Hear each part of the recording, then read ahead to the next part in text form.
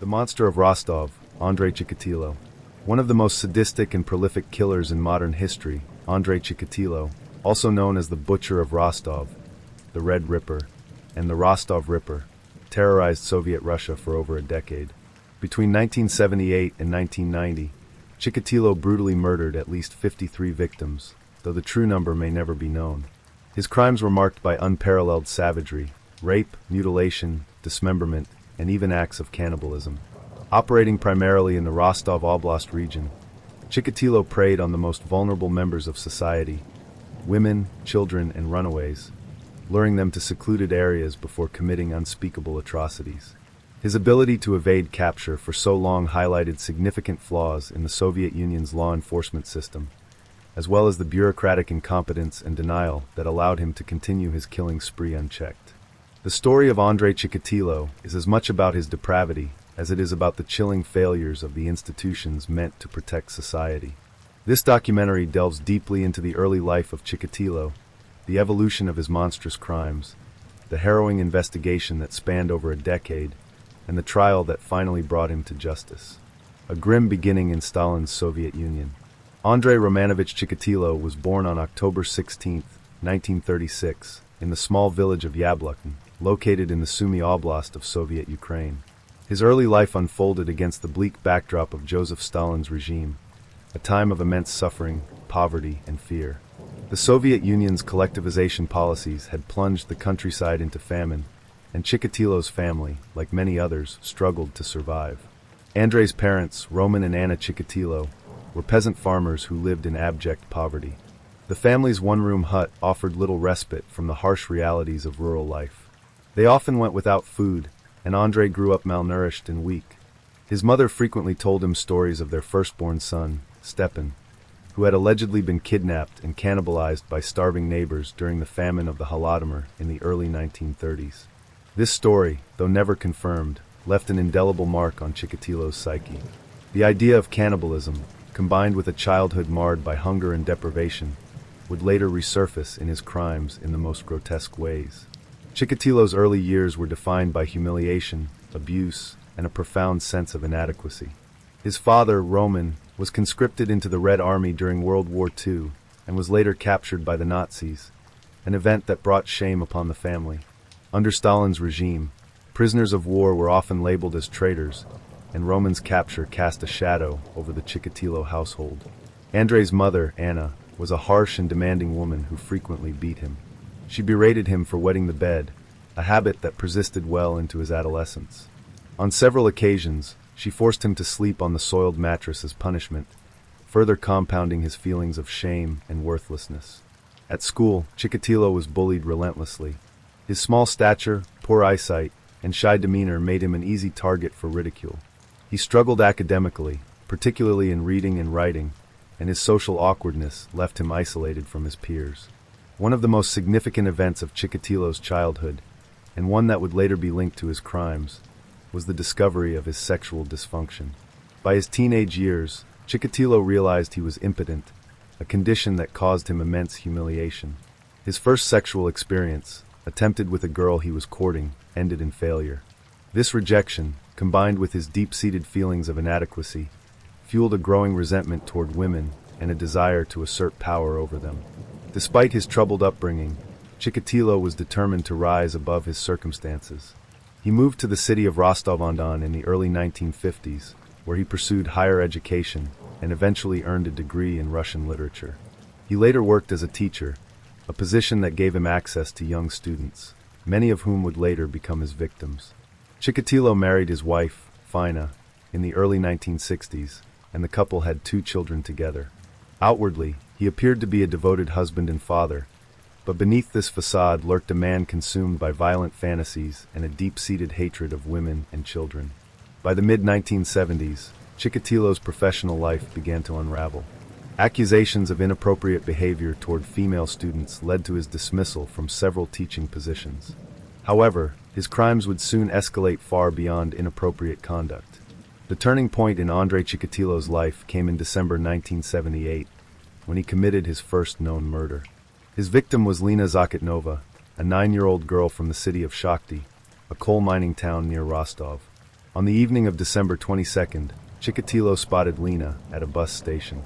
Using a combination of charm and manipulation, he lured her away by offering her candy and promising to show her a shortcut home.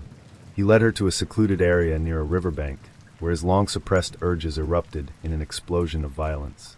Unable to achieve sexual arousal in conventional ways, Chikatilo discovered that the act of stabbing the girl brought him a perverse sense of pleasure. He later admitted that the sight of her blood and the sound of her screams excited him in a way he had never experienced before. Lena's body was found days later, her throat slit and her small frame bearing the marks of a frenzied attack. Despite the brutality of the crime, Chikatilo initially escaped detection.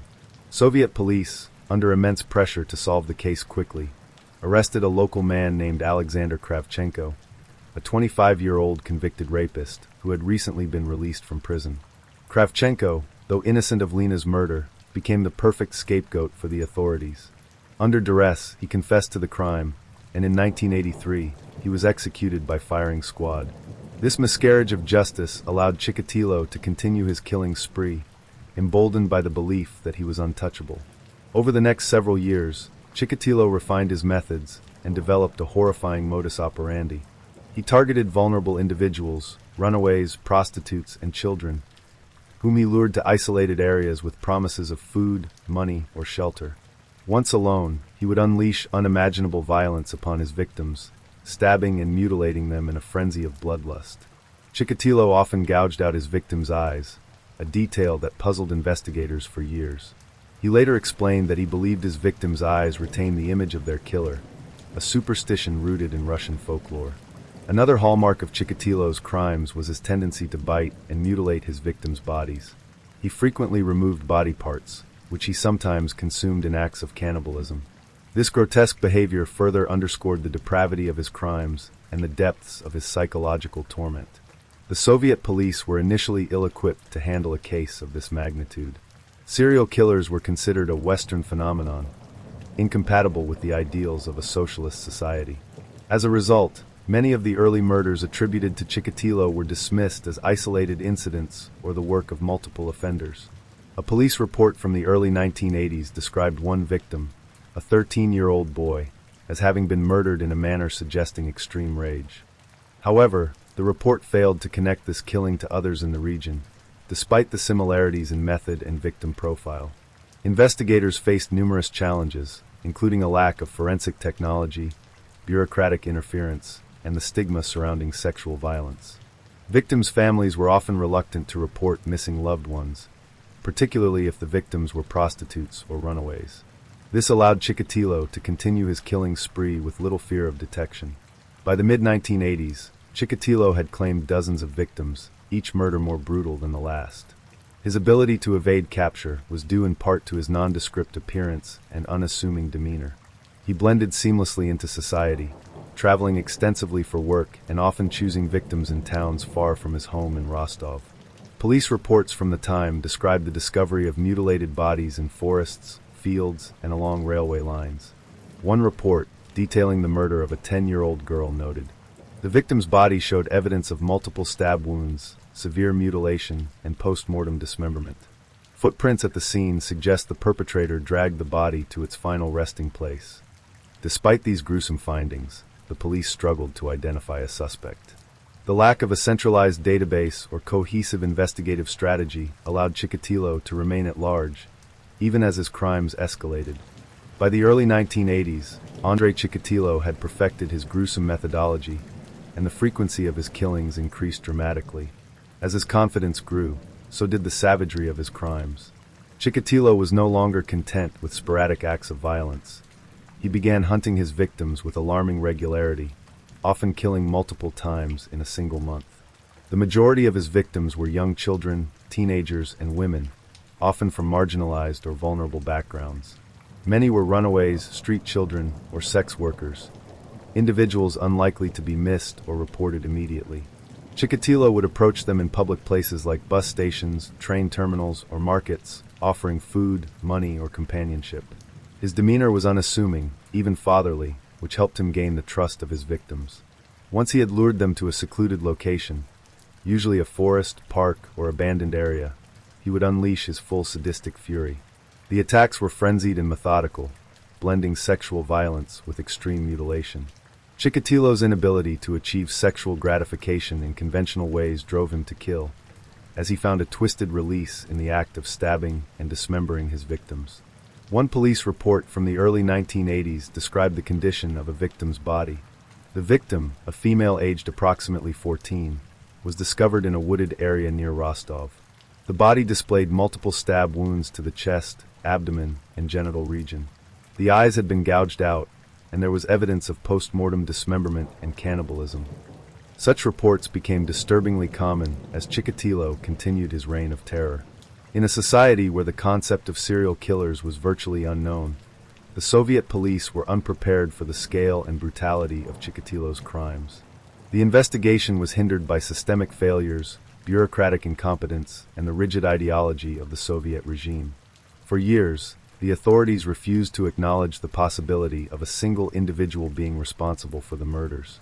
Soviet propaganda dictated that crimes of this nature were a product of capitalist decadence and could not occur in a socialist utopia. As a result, investigators often blamed the murders on drifters, the mentally ill, or other convenient scapegoats. The lack of communication between police departments further complicated the investigation. Crimes were treated as isolated incidents, even when they occurred in the same region and bore striking similarities. There was no centralized database to track patterns or connect the murders, allowing Chikatilo to operate with impunity. A senior investigator later admitted in an interview, "We were chasing shadows. The system was not designed to handle a case like this. We had no idea we were dealing with a serial killer until it was far too late." The victims multiply. Between 1981 and 1984, Chikatilo's killing spree reached its peak. He claimed dozens of victims, often within weeks or even days of each other. His ability to evade capture was partially due to his methodical approach to selecting victims and disposing of their bodies. Chikatilo would often travel by train, targeting victims in towns and cities far from his home in Rostov. This strategy made it difficult for police to establish a pattern or link the murders to a single suspect. Additionally, he was careful to avoid leaving behind obvious evidence, such as fingerprints or personal belongings. However, his crimes were not without risk. On several occasions, Chikatilo was seen in the vicinity of his victims shortly before their disappearance. Witnesses described him as a nondescript man with a quiet demeanor, often wearing glasses and carrying a briefcase. Despite these sightings, police were unable to identify or apprehend him. One particularly horrifying case occurred in September 1983, when Chikatilo murdered a 15-year-old boy named Sergei Markov. Sergei had been traveling to visit relatives when he encountered Chikatilo at a train station. The boy's body was later discovered in a forest, mutilated beyond recognition. Investigators noted that the level of violence inflicted on Sergei was far greater than in previous cases, suggesting that Chikatilo's sadistic impulses were escalating. In 1984, Chikatilo's luck nearly ran out. He was arrested in connection with the murder of a young woman whose body had been found in a wooded area near Shakhty. Witnesses had seen Chikatilo leaving the scene, and his behavior during questioning aroused suspicion. However, the Soviet justice system's reliance on outdated forensic methods and flawed investigative techniques once again worked in his favor. A blood test revealed that Chikatilo's blood type did not match the type found at the crime scene. This discrepancy, later attributed to a rare physiological condition, led to his release. A police report from the time stated, "The suspect displayed unusual behavior during interrogation, including nervous laughter and evasive answers. However, due to the lack of concrete evidence, no charges could be brought against him." Chikatilo walked free, emboldened by his ability to outwit the authorities. By the mid-1980s, the sheer number of murders attributed to the Rostov Ripper forced the Soviet authorities to take the case more seriously. In 1985, a dedicated task force was established to investigate the killings. Led by Detective Isa Kostoyev, the task force consisted of some of the Soviet Union's top criminal investigators. Kostoyev recognized early on that the murders were the work of a single individual, a serial killer whose methods and victim profile were consistent across multiple cases. He implemented new strategies for tracking the killer, including profiling, surveillance, and the use of undercover officers. One of Kostoyev's most significant innovations was the creation of a centralized database to compile information about the murders. This allowed investigators to identify patterns and link cases that had previously been treated as unrelated. In a report to his superiors, Kostoyev wrote, "The evidence suggests that we are dealing with a highly organized and methodical killer. He targets vulnerable individuals, often in public places, and lures them to secluded areas. The level of violence inflicted on the victims indicates a deep-seated psychological disturbance." Despite Kostoyev's efforts, the investigation faced significant challenges. The lack of advanced forensic technology made it difficult to gather conclusive evidence from crime scenes. Many of the murders occurred in remote areas, where environmental factors such as weather and wildlife often destroyed crucial evidence. Additionally, the killer's choice of victims complicated the investigation. Many of the victims were transient individuals with no fixed address, making it difficult to establish timelines or identify potential suspects. One forensic expert later recalled, "We were working with limited resources and outdated techniques. The killer was careful, and the evidence he left behind was often minimal. It was like trying to solve a puzzle with half the pieces missing." In an effort to catch the killer in the act, the task force deployed undercover officers to patrol train stations, bus depots, and other areas where the killer was known to target his victims. These officers posed as travelers, loitering in public spaces and observing suspicious individuals. This strategy yielded several promising leads, but none led to Chikatilo's capture. On one occasion, an undercover officer reported seeing a man matching the killer's description, following a young boy at a train station. However, by the time the officer intervened, the man had disappeared. The frustration among investigators was palpable. Despite their best efforts, the killer remained elusive, and the body count continued to rise. By 1989, the task force was under immense pressure to solve the case. The murders had become a source of national outrage, with citizens demanding answers and justice for the victims. The Soviet media, which had long avoided reporting on the murders, began covering the case in detail, further intensifying public scrutiny. Kostoyev and his team worked tirelessly, analyzing thousands of pieces of evidence and interviewing hundreds of potential witnesses. They knew they were dealing with a predator unlike any they had encountered before, one whose ability to blend into society made him nearly invisible. In a memo to his team, Kostoyev wrote, "We cannot allow this monster to continue his killing spree. Every day he remains free is another day that an innocent life is at risk. We must catch him, no matter the cost." By the late 1980s, Andrei Chikatilo's killing spree had reached a fever pitch. His murders became even more brazen, with bodies turning up in increasingly public areas. The level of mutilation inflicted upon his victims had also intensified, reflecting his growing bloodlust and confidence. Chikatilo, now in his 50s, was no longer the quiet, nondescript man who had blended seamlessly into the crowds. His compulsion to kill was spiraling out of control. Between 1988 and 1990, Chikatilo murdered at least 19 more victims, ranging in age from 7 to 40 years old. His methods were as brutal as ever, with many victims showing signs of prolonged torture and mutilation. Police reports from this period describe some of the most horrifying crime scenes in the entire investigation. One particularly gruesome case involved a 10-year-old boy named Alexei Voronko, whose body was discovered in a wooded area outside Rostov in March 1990. The boy's chest had been carved open, and several internal organs were missing. Investigators speculated that Chikatilo had consumed parts of the body, a detail that added a horrifying dimension to his already brutal crimes. A forensic report from the scene stated, "The victim's body displayed significant post-mortem mutilation, including the removal of internal organs. The wounds suggest the use of a knife with a serrated edge. There is evidence of extreme rage and deliberate disfigurement." Despite these atrocities, Chikatilo remained elusive. His ability to evade capture for over a decade was partly due to his meticulous planning and partly due to the systemic failures of the Soviet police force. However, his luck was about to run out. By 1990, the task force led by Detective Isa Kostoyev had gathered a trove of evidence linking the murders to a single killer. They had identified a clear pattern in the crimes. The victims were typically young, vulnerable individuals who were lured to secluded areas before being murdered. The killer often left distinctive bite marks on the bodies, and the removal of organs suggested a sadistic ritualistic component to the murders. Detective Kostoyev, frustrated by years of false leads and bureaucratic interference, implemented a new strategy. He ordered an increased police presence at train stations, bus stops, and other public places where the killer was known to hunt. Officers were instructed to look for individuals exhibiting suspicious behavior, particularly men approaching young children or women. The task force also began re-interviewing witnesses from earlier murders. Several people had reported seeing a man with glasses and a briefcase near the scenes of the crimes, but these leads had never been followed up thoroughly. Kostoyev believed that the killer might be someone who traveled frequently for work, a theory that would prove to be correct. The turning point in the investigation came in November 1990, when a body was discovered near a railway station in the city of Novocherkassk. The victim, a 22-year-old woman named Svetlana Karostik, bore all the hallmarks of Chikatilo's previous murders: multiple stab wounds, signs of sexual assault, and post-mortem mutilation. Police began canvassing the area and interviewing anyone who had been at the station around the time of Svetlana's disappearance.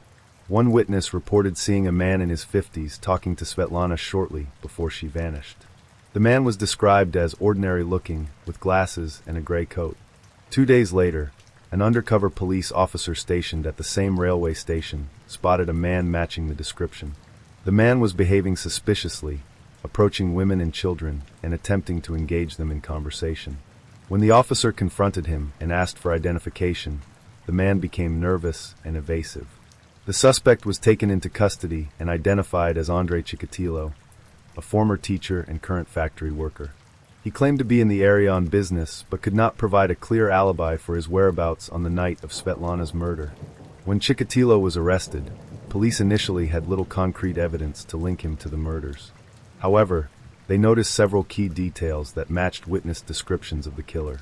He carried a briefcase containing a knife, rope, and a jar of Vaseline. His clothing was stained with what appeared to be blood. He exhibited nervous behavior during questioning, avoiding direct eye contact and giving contradictory answers.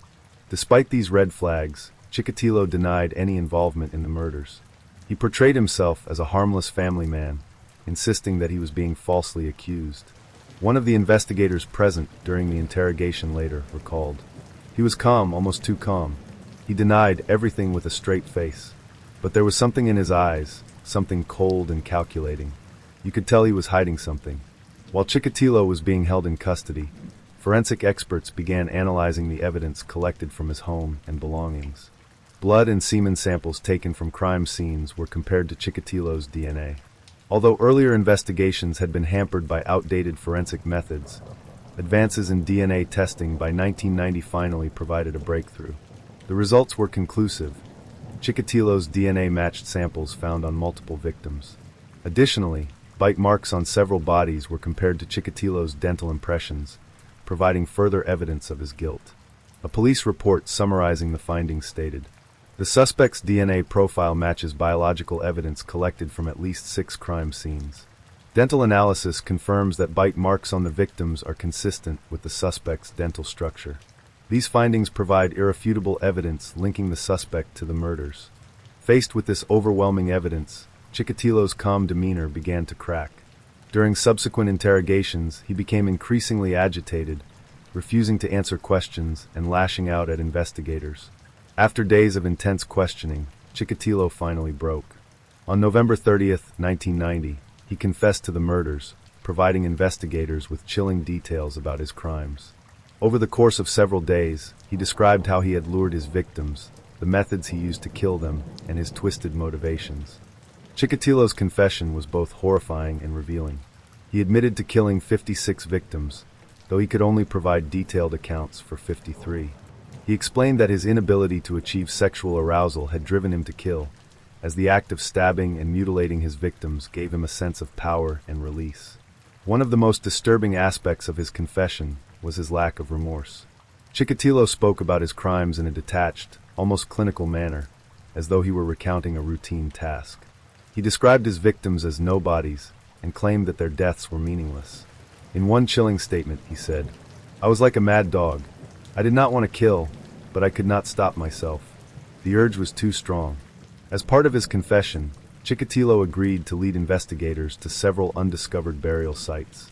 Over the course of several weeks, He accompanied police to remote areas where he had hidden the bodies of his victims.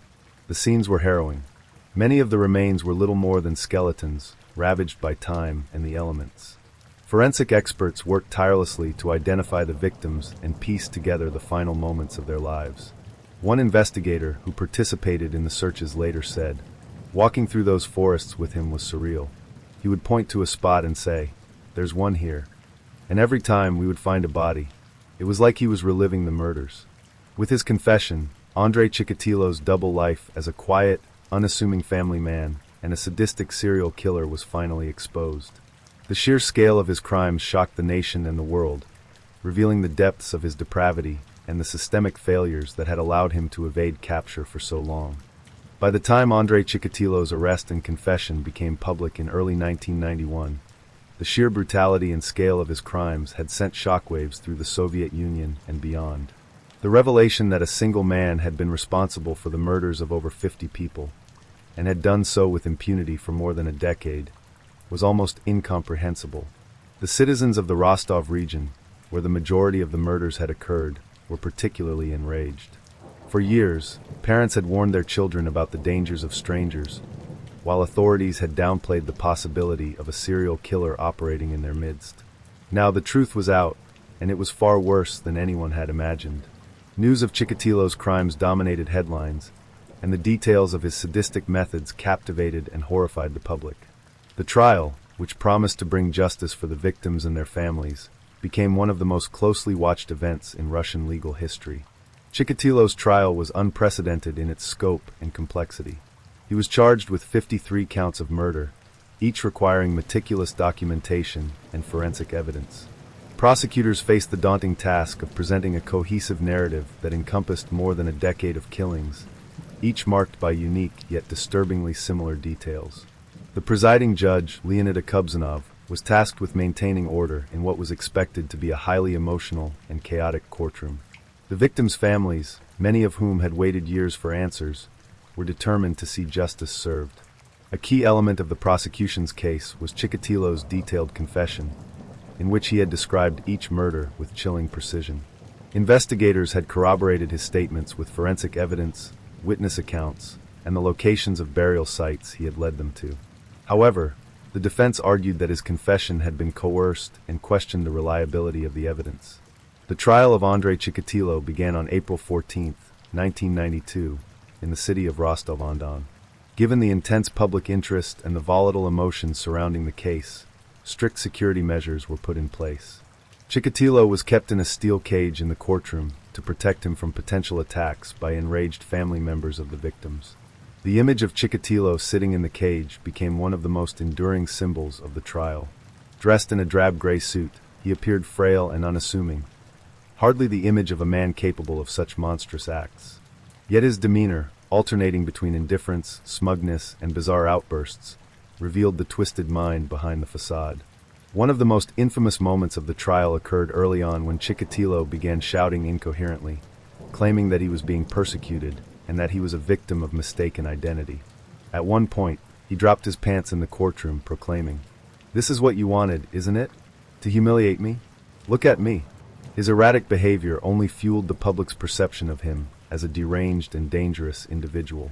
The heart of the trial lay in the testimonies of the victims' families and, in rare cases, survivors who had narrowly escaped Chikatilo's clutches.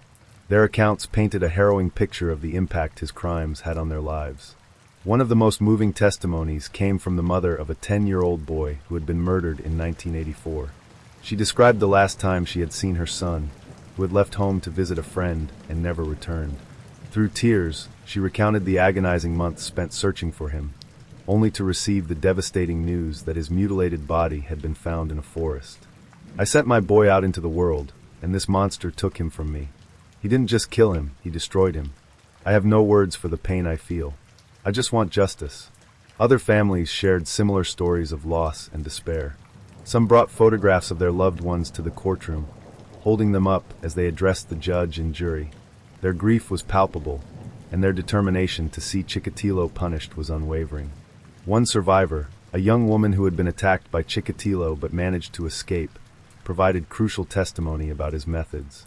She described how he had approached her at a train station, offering her food and money before leading her to a secluded area. When he attempted to assault her, she fought back and managed to flee, later reporting the incident to the police.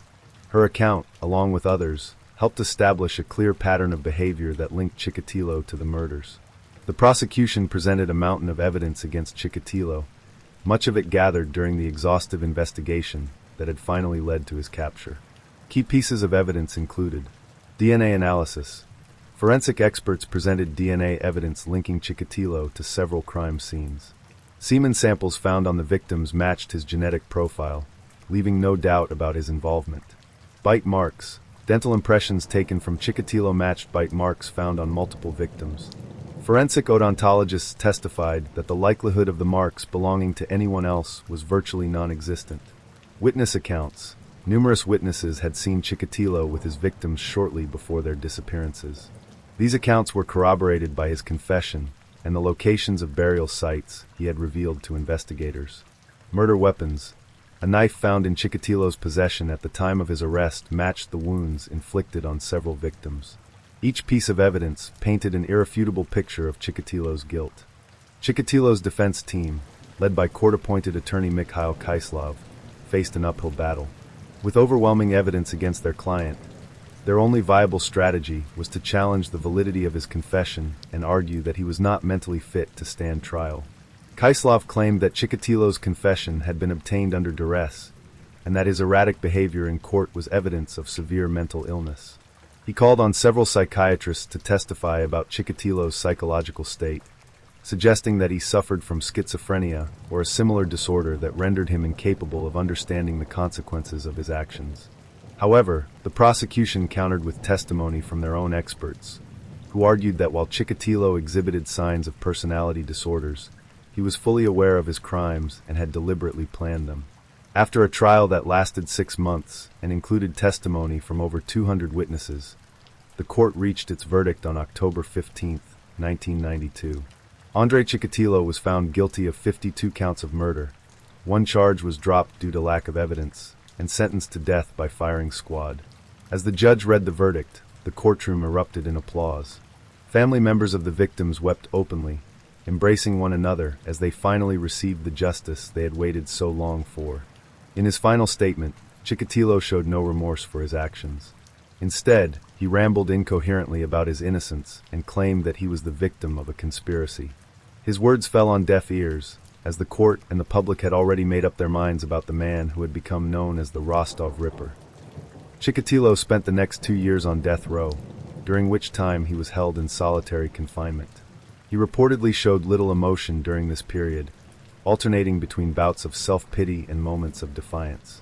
On February 14, 1994, Andrei Chikatilo was executed by a single gunshot to the back of the head. His death brought a sense of closure to the families of his victims, though the scars left by his crimes would never fully heal. The Beast of Colombia, Luis Garavito, the world's most prolific serial killer. Luis Alfredo Garavito Cubillos, known as La Bestia, the Beast, is one of the most sadistic and prolific serial killers in history. Operating in Colombia during the 1990s, Garavito targeted the most vulnerable members of society, poor and homeless boys, many of whom were lured into trusting him before meeting a torturous and tragic end. Garavito confessed to the brutal murders of 138 children, though investigators estimate that his true victim count could be as high as 300. His crimes were characterized by manipulation, torture, sexual violence, and murder, revealing a deeply disturbed individual who preyed on the weaknesses of his victims. Luis Alfredo Garavito was born on January 25, 1957, in Genova, Quindio, a small town in Colombia. He was the eldest of 7 children, raised in an environment of extreme poverty and violence. From a young age, Garavito experienced physical and emotional abuse at the hands of his father, who was known for his authoritarian and sadistic tendencies. Garavito's father, Manuel, was an alcoholic who ruled the household with an iron fist.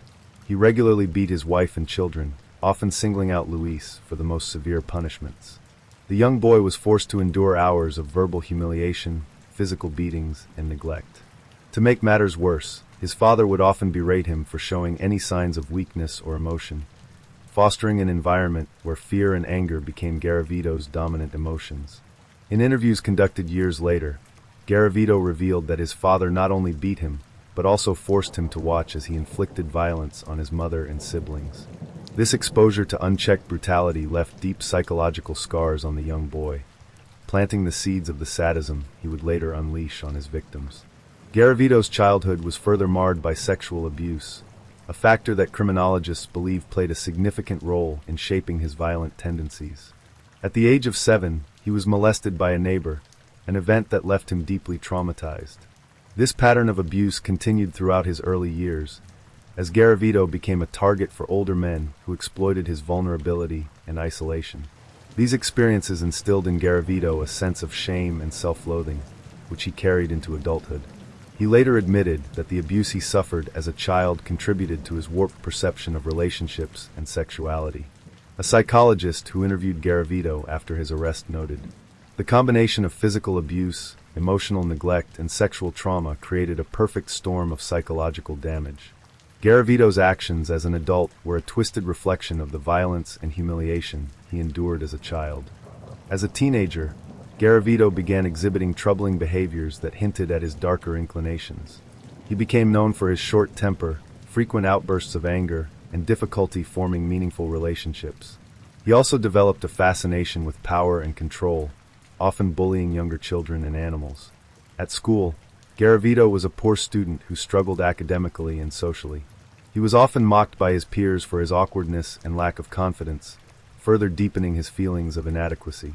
By the time he reached his late teens, Garavito had dropped out of school and begun drifting from one low-paying job to another, unable to hold down steady employment. In his 20s, Garavito became a drifter, moving from town to town in search of work. He took on a variety of menial jobs, including as a shop assistant, a farmhand, and a street vendor. During this period, he began drinking heavily, using alcohol as a way to numb the pain of his traumatic past. However, Garavito's outward demeanor, polite, soft-spoken, and friendly, allowed him to blend into society and avoid suspicion. He was described by acquaintances as a charming and helpful individual, traits he would later use to manipulate his victims. The first murders. The exact timeline of Luis Garavito's killing spree remains unclear, but investigators believe his first murders occurred in the late 1980s. His early victims were young boys, often between the ages of 6 and 16, who lived on the streets or came from impoverished families. These children were easy targets for Garavito, who used a combination of charm and deception to lure them into his clutches. Garavito often posed as a priest, teacher, or charity worker, offering food, money, or small gifts to gain the trust of his victims. Once he had established a rapport, he would lead them to a secluded location, usually an abandoned building, a field, or a wooded area, where he would unleash his sadistic fantasies. A typical attack involved prolonged torture, sexual assault, and eventual murder. Garavito often tied his victims up, blindfolded them, and subjected them to hours of physical and sexual violence before killing them. In many cases, he mutilated their bodies, leaving behind gruesome crime scenes that shocked even seasoned investigators. One police report from 1993 described the discovery of a victim's body. The remains of the victim, identified as a 12-year-old male, were found in a wooded area near Pereira.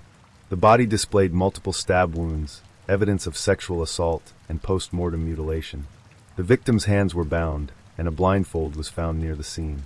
Unlike many serial killers who act impulsively, Garavito was a methodical and calculated predator. He carefully selected his victims, choosing boys who were unlikely to be reported missing or whose disappearances would not attract significant attention. He also moved frequently, committing murders in different towns and regions to avoid detection. Garavito kept detailed notes about his crimes, including the names of his victims, the dates of their murders, and even sketches of the locations where he had buried their bodies. This meticulous record-keeping, combined with his ability to manipulate and deceive those around him, made him one of the most elusive killers in history. By the mid-1990s, the number of missing children in Colombia had reached alarming levels. Parents and community members began to suspect that a single predator was responsible for the disappearances, but the authorities were slow to act. Colombia's justice system, overwhelmed by the country's rampant violence and political instability, lacked the resources and expertise to investigate the murders effectively. In many cases, the police dismissed the disappearances as the result of poverty, gang violence, or child trafficking. It was not until the discovery of several mass graves containing the remains of multiple children that investigators began to suspect the work of a serial killer. One such grave, uncovered in 1997 near the city of Armenia, contained the remains of 15 boys, all of whom had been subjected to similar forms of torture and mutilation. Forensic experts determined that the murders had been committed over a period of several months, with the killer returning to the site repeatedly to dispose of his victims. A forensic report from the scene stated, "The victims displayed consistent patterns of injury, including stab wounds, ligature marks, and signs of sexual violence. The level of brutality suggests a single perpetrator with a deep-seated sadistic pathology." News of the murders spread quickly, and communities across Colombia were gripped by fear. Parents kept their children indoors, and local authorities urged residents to report any suspicious activity. The media dubbed the unknown killer the Beast, a name that reflected both the inhumanity of his crimes and the terror he instilled in the nation. Despite the growing panic, Garavito continued his killing spree, moving from town to town and adapting his methods to avoid detection. He was a predator without boundaries, and his insatiable appetite for violence showed no signs of slowing down. By the mid-1990s, the number of missing boys across Colombia had reached levels that could no longer be ignored. Overwhelmed by the country's struggles with drug cartels, guerrilla warfare, and widespread poverty, the Colombian police were initially slow to act. Many of the missing children were homeless or from impoverished families, and their disappearances were often dismissed as casualties of gang violence, child trafficking, or even accidental deaths. However, the discovery of mass graves in and around the cities of Pereira and Armenia in 1997 forced the authorities to confront the grim reality that a serial killer was preying on the country's most vulnerable.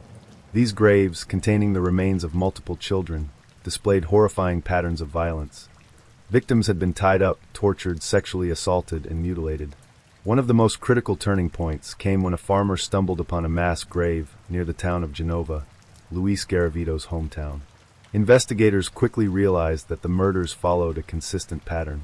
Forensic analysis revealed that the wounds inflicted on the victims matched those found on bodies discovered in other regions of Colombia. A police report from the scene described the chilling findings. The remains of 13 boys, all aged between 8 and 14, were uncovered in a shallow grave. The victims exhibited signs of prolonged torture, including broken bones, stab wounds, and evidence of strangulation. Several bodies showed post-mortem mutilation, including the removal of genitalia. These discoveries were too consistent to be coincidental. Investigators realized they were dealing with a serial killer, a predator who had been operating undetected for years. The Colombian police formed a special task force to investigate the murders. Led by Detective Aldemar Duran, the task force began combing through missing persons reports, forensic evidence, and witness accounts in an effort to identify a suspect. One of the first breakthroughs came from witnesses who reported seeing a middle-aged man with glasses and a kind demeanor approaching children in the areas where the bodies were later found. This man, who often posed as a priest, teacher, or charity worker, was described as soft-spoken and charming, traits that allowed him to gain the trust of his victims with ease. Investigators also noted that the killer appeared to target poor, homeless boys who were unlikely to be reported missing. Many of the victims had been seen with a man offering food, money, or small gifts before disappearing. The task force began focusing its efforts on identifying this mysterious individual.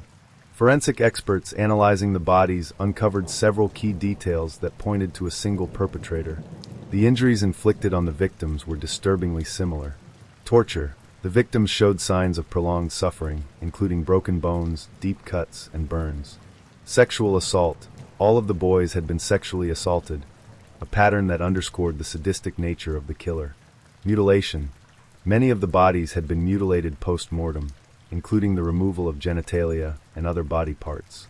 These details suggested a deeply disturbed individual with a clear modus operandi. Forensic psychologist Dr. Alonso Morales, who was brought in to profile the killer, described him as follows.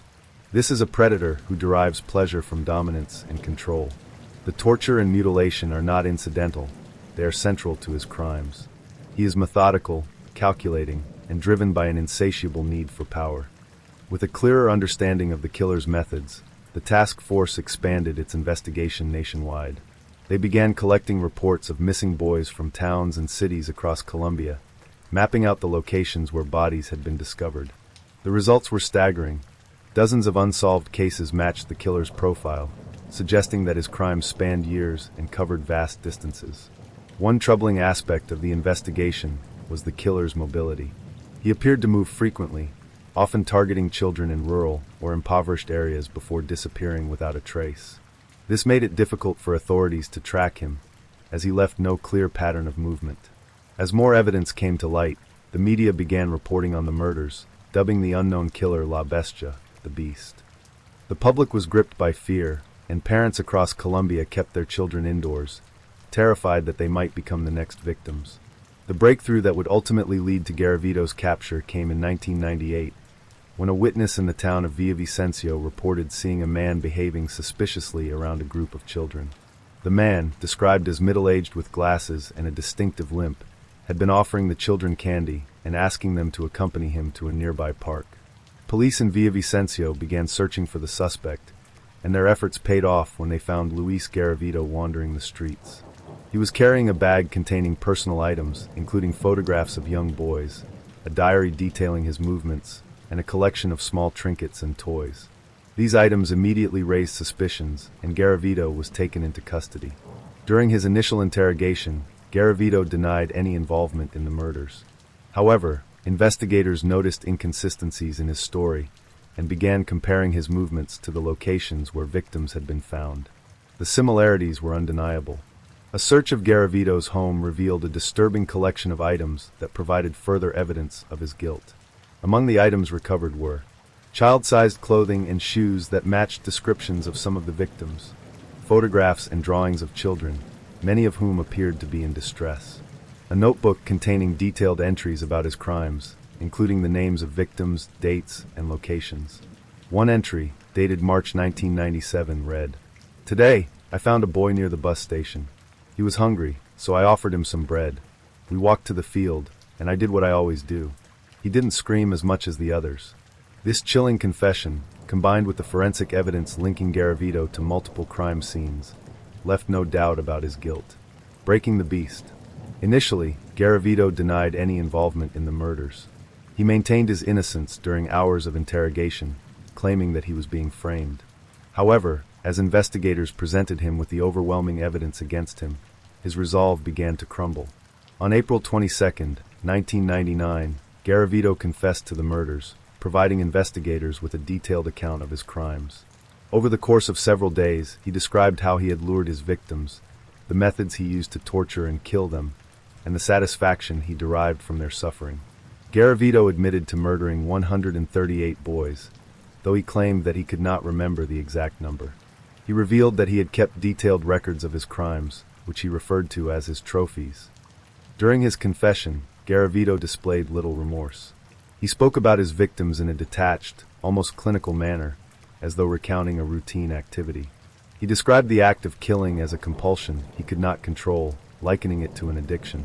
One investigator later recalled, "Listening to him talk about the murders was like listening to someone describe their grocery list.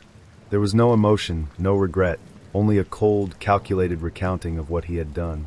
As part of his confession, Garavito agreed to lead investigators to the locations where he had buried the bodies of his victims. Over the course of several months, he accompanied police to remote fields, forests, and abandoned buildings, uncovering the remains of dozens of children. These searches were harrowing for everyone involved.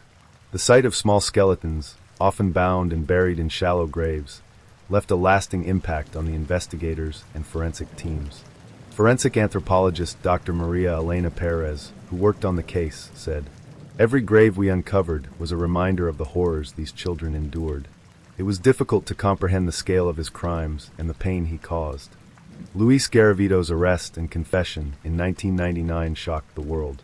As details of his crimes emerged, Colombians were gripped by a mixture of horror and outrage. The scale of his killing spree, 138 confirmed victims, with estimates reaching as high as 300, made him the most prolific serial killer in recorded history. For the families of the victims, Garavito's capture brought a bittersweet sense of closure. Many had spent years searching for their missing children, clinging to hope that they might still be alive. Now they were faced with the devastating truth. Their sons had been lured, tortured, and brutally murdered by a man who had operated freely for over a decade. Public anger reached a boiling point as Colombians demanded swift and severe punishment for the man dubbed La Bestia, the Beast. However, the legal proceedings that followed would spark further controversy and outrage. Garavito's trial was unprecedented in Colombia's legal history. Although he had confessed to the murders and provided detailed accounts of his crimes, the Colombian justice system was ill-equipped to handle a case of this magnitude. At the time, Colombia's legal code placed strict limits on sentencing. The maximum penalty for murder was 40 years in prison, regardless of the number of victims or the severity of the crimes.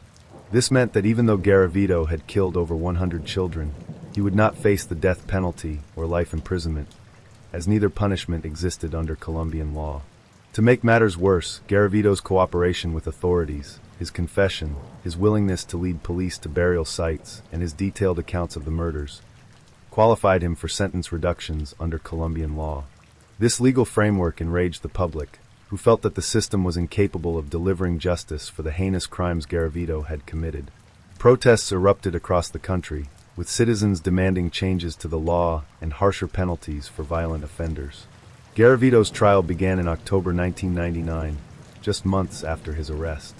Given the overwhelming evidence against him, the trial was primarily focused on documenting his crimes and securing convictions for each individual murder. During the proceedings, Garavito showed little emotion.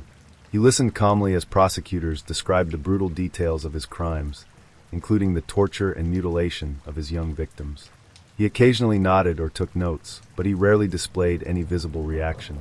Prosecutors presented evidence collected from crime scenes, including DNA samples, photographs, and Garavito's own detailed notes about his victims. They also called forensic experts to testify about the injuries inflicted on the boys, painting a harrowing picture of the suffering they endured. One prosecutor, describing Garavito's methods in court, said, "This man did not simply kill his victims, he orchestrated their suffering. He manipulated their trust, subjected them to unimaginable pain, and destroyed any trace of their innocence. He is a predator of the worst kind." Garavito's court-appointed defense team faced an impossible task. With his confession and the mountain of evidence against him, there was no attempt to argue his innocence. Instead, the defense focused on presenting him as a deeply disturbed individual who had been shaped by his traumatic childhood. Psychologists and psychiatrists testified that Garavito suffered from severe mental disorders, including antisocial personality disorder and paraphilic tendencies. They argued that his actions were the result of years of abuse, neglect, and psychological damage, rather than inherent evil. One psychiatrist stated, "Luis Garavito is a man who was broken from a young age. His upbringing was filled with violence, humiliation, and sexual abuse. While this does not excuse his actions, it provides insight into the forces that shaped him into the predator he became." This argument did little to sway public opinion. For the families of the victims, it felt like an attempt to shift blame away from the man who had destroyed so many lives. On May 27, 2000, Luis Garavito was convicted of 138 counts of murder. Based on the legal framework at the time, he received a total sentence of 1,853 years and 9 days in prison, a symbolic number, as Colombian law capped his actual sentence at 40 years. Due to his cooperation with authorities, Garavito's sentence was further reduced to 22 years, sparking outrage across the nation. For many Colombians, the idea that a man who had murdered over 100 children could one day walk free was incomprehensible.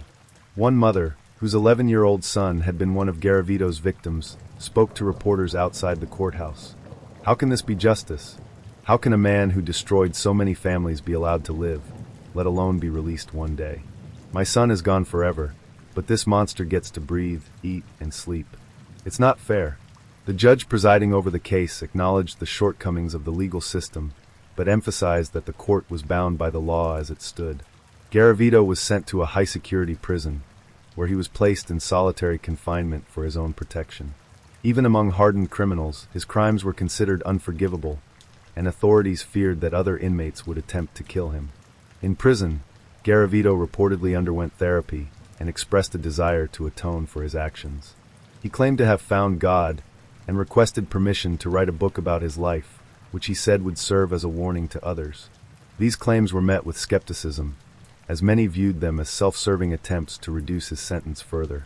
Despite his apparent cooperation, Garavito remained defiant in some respects. He refused to accept full responsibility for his crimes, often blaming his abusive upbringing and societal neglect for his actions. Garavito's sentencing sparked widespread protests and renewed calls for changes to Colombia's legal system. Activists and victims' families demanded the introduction of harsher penalties for violent crimes, including life imprisonment and the death penalty. In response to public pressure, Colombian lawmakers introduced reforms aimed at strengthening penalties for child murderers and sexual predators.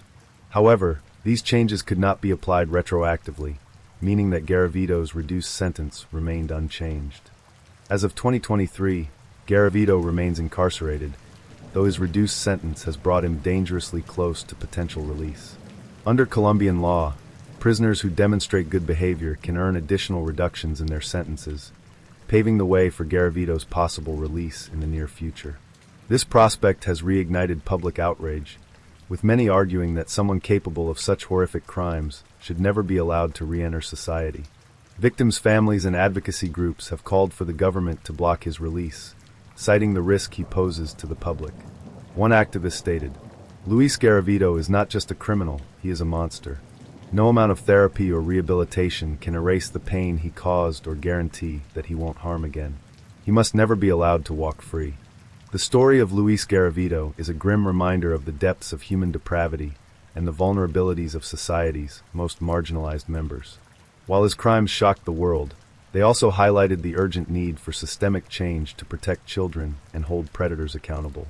Memorials have been erected in honor of Garavito's victims, ensuring that their lives are not forgotten. Advocacy groups continue to fight for stronger protections for children, working to prevent future tragedies of this magnitude. For the families of the victims, however, the pain remains. One father, whose son was killed by Garavito, summed up the lingering grief with these words: "Time has passed, but the wound is still open. My boy is gone, and nothing can bring him back. All I can do is remember him and hope that no parent ever has to suffer the way we did." Israel Keyes, the methodical killer without a pattern. Israel Keyes is one of the most chilling and enigmatic serial killers in modern history. Unlike most serial killers who follow a predictable modus operandi or target a specific type of victim, Keyes deliberately avoided patterns. This lack of predictability made him an almost ghost-like figure, allowing him to murder undetected for over a decade.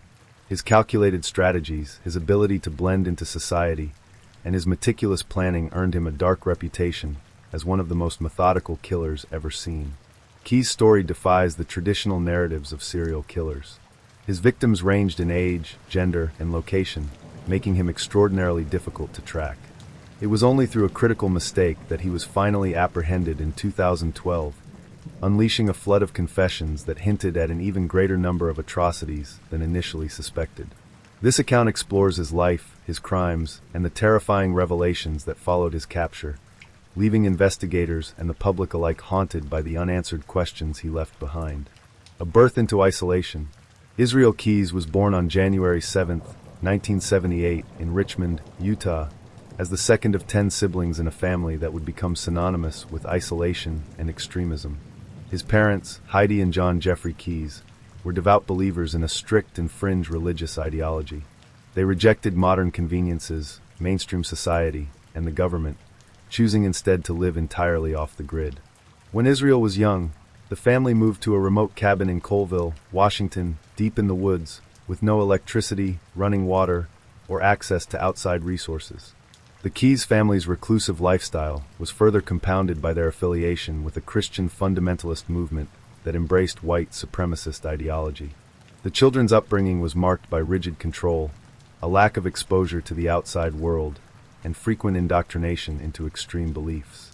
They were homeschooled, and their education revolved around the Bible and religious doctrine, offering little in terms of academic or social development. The family's isolation bred an environment where the children had minimal interaction with anyone outside their immediate circle. They were cut off from societal norms and the opportunities to develop emotional intelligence or social skills. This sheltered and insular existence would lay the foundation for Israel's detachment from humanity and his later ability to live a double life without raising suspicion. Even in childhood, Israel Keyes exhibited behaviors that hinted at the deep and troubling darkness within him. He developed a fascination with death and violence, often hunting animals in the woods around their home. While hunting for sustenance was a common activity in their rural environment, Keyes' actions went beyond necessity. He began torturing and killing animals for pleasure, a hallmark behavior of psychopathy. He reportedly enjoyed tying animals to trees and skinning them alive, taking satisfaction in their suffering. This cruel behavior alarmed some of those around him, including neighbors who would later recall their discomfort with the young boy. However, his family's extreme beliefs and distrust of outsiders meant that these red flags were never addressed or reported. Keyes' fascination with control and violence continued to grow as he entered his teenage years. He increasingly withdrew from his family's religious practices and began rejecting their worldview. By his mid-teens, he declared himself an atheist, an act that distanced him even further from his parents and their strict beliefs. However, the isolation and chaos of his upbringing had already left a profound mark on him. During his teenage years, Keyes' fantasies of violence began to take a more sinister shape. He started thinking about hurting people, particularly those he could dominate and control. These thoughts weren't fleeting or abstract. They were detailed, deliberate, and chillingly calculated. In one particularly disturbing incident, Keyes tied up a young girl from his neighborhood and held her at gunpoint. While he didn't physically harm her, the act itself revealed his growing desire for power over others. It was during this time that he began to envision himself as someone who could take life without remorse, someone who could operate outside the moral and legal boundaries of society. Despite these early signs of deviance, Keyes maintained an outward appearance of normalcy. To those outside his immediate family, he seemed like a quiet, unremarkable young man. This ability to blend in and mask his true self would later become one of his most dangerous traits. In 1998, at the age of 20, Israel Keyes enlisted in the United States Army, a move that would provide him with the skills and discipline he would later use to carry out his horrific crimes. He served for 3 years, during which he was stationed at Fort Lewis, Washington, Fort Hood, Texas, and abroad in Egypt. Keyes excelled in the military, earning several awards for his service, including the Army Achievement Medal. He was described by his fellow soldiers as competent, reliable, and disciplined, though he was also known to be a heavy drinker. Despite his alcohol consumption, which occasionally led to reckless behavior, Keyes never raised significant concerns among his peers or superiors. The military provided Keyes with extensive training in weapons, tactics, and survival skills. He learned how to operate under pressure, plan methodically, and remain calm in high-stress situations, all skills that would later serve him in his life as a serial killer. During his time in the Army, Keyes further honed his ability to compartmentalize his life. On the surface, he was an exemplary soldier, but beneath the uniform, his fantasies of control and violence continued to fester. He began to see himself as a predator, someone who could outsmart and overpower others without ever being caught. After being honorably discharged from the Army in 2001, Keyes returned to civilian life. On the surface, he seemed to transition seamlessly. He moved to Washington State, started a construction business, and eventually settled in Anchorage, Alaska, where he lived with his girlfriend and young daughter. To those who knew him, Keyes appeared to be a hard-working, devoted father and partner. Friends and neighbors described him as polite, friendly, and helpful. He was the type of man who would lend a hand to neighbors in need, attend school events for his daughter, and maintain a reputation as a responsible business owner. This outward appearance of normalcy was a carefully constructed facade, one that allowed him to operate undetected for years. Beneath this veneer, however, Keyes was meticulously planning and carrying out his crimes. He began traveling extensively across the United States, often under the guise of work or family vacations. During these trips, he would scout potential victims and locations, burying murder kits, containers filled with weapons, cash, and other tools in remote areas. These kits, some of which were hidden years before he used them, allowed him to strike quickly and without warning, leaving no trace of his presence. Keyes' ability to live a double life was rooted in his exceptional self-control and meticulous planning. Unlike many serial killers who act impulsively or are driven by emotional triggers, Keyes operated with cold, calculated precision. He didn't kill out of rage or compulsion. He killed because he enjoyed it. His victims were chosen at random, with no regard for age, gender, or appearance. This lack of a specific victim profile made it nearly impossible for law enforcement to connect his crimes. His murders were premeditated to an extraordinary degree, with Keyes often traveling thousands of miles from his home to commit them. Afterward, he would return to his normal life, confident that he had left no evidence behind. Keyes later described his approach to murder as a game, one in which he always held the upper hand. He prided himself on his ability to outsmart investigators, boasting that his lack of a pattern made him impossible to catch. One investigator would later say of Keyes, "He wasn't like other serial killers we've encountered. He wasn't driven by compulsion or emotion.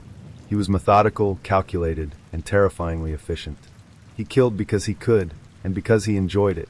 Israel Keyes' early life and military career laid the foundation for his transformation into one of the most methodical and elusive serial killers in modern history. By the time he committed his first known murder in 2001, he was already a master of manipulation and control, a predator who thrived on the thrill of the hunt. Israel Keyes' methods shattered traditional expectations of serial killers. Most killers follow a specific modus operandi, targeting a particular type of victim or committing their crimes in a familiar location. But Keyes did everything in his power to avoid patterns. His crimes were meticulously planned and executed, his victims selected seemingly at random, and his methods designed to leave investigators with no leads. Keyes' unpredictability made him one of the most challenging criminals for law enforcement to track. He took extraordinary precautions to ensure no evidence could tie him to his murders. He traveled across the United States, often flying to one state, renting a car, and driving hundreds or even thousands of miles to commit his crimes. By doing this, he avoided creating any geographical pattern that could have linked his murders. What was even more chilling was Keyes' long-term planning. Before committing his murders, he buried murder kits in remote locations across the country. These kits, stored in buckets or plastic containers, contained weapons, cash, duct tape, zip ties, and other tools needed to carry out his crimes. Some of these kits were buried years in advance, waiting for the day Keyes would return to use them. This level of preparation gave him a sense of power and control. He didn't need to rush or act impulsively. He could wait for the perfect moment, knowing that everything he needed was already in place. Keyes later admitted that he didn't choose his victims based on emotion or personal connection. Instead, he selected people who were vulnerable or simply in the wrong place at the wrong time. He often targeted people who were alone, making it easier to overpower them without attracting attention. In interviews with law enforcement, Keyes described how he would stalk potential victims, sometimes for hours or even days, before deciding to strike.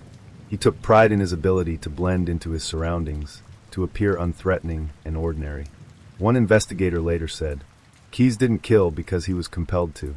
He killed because he enjoyed it.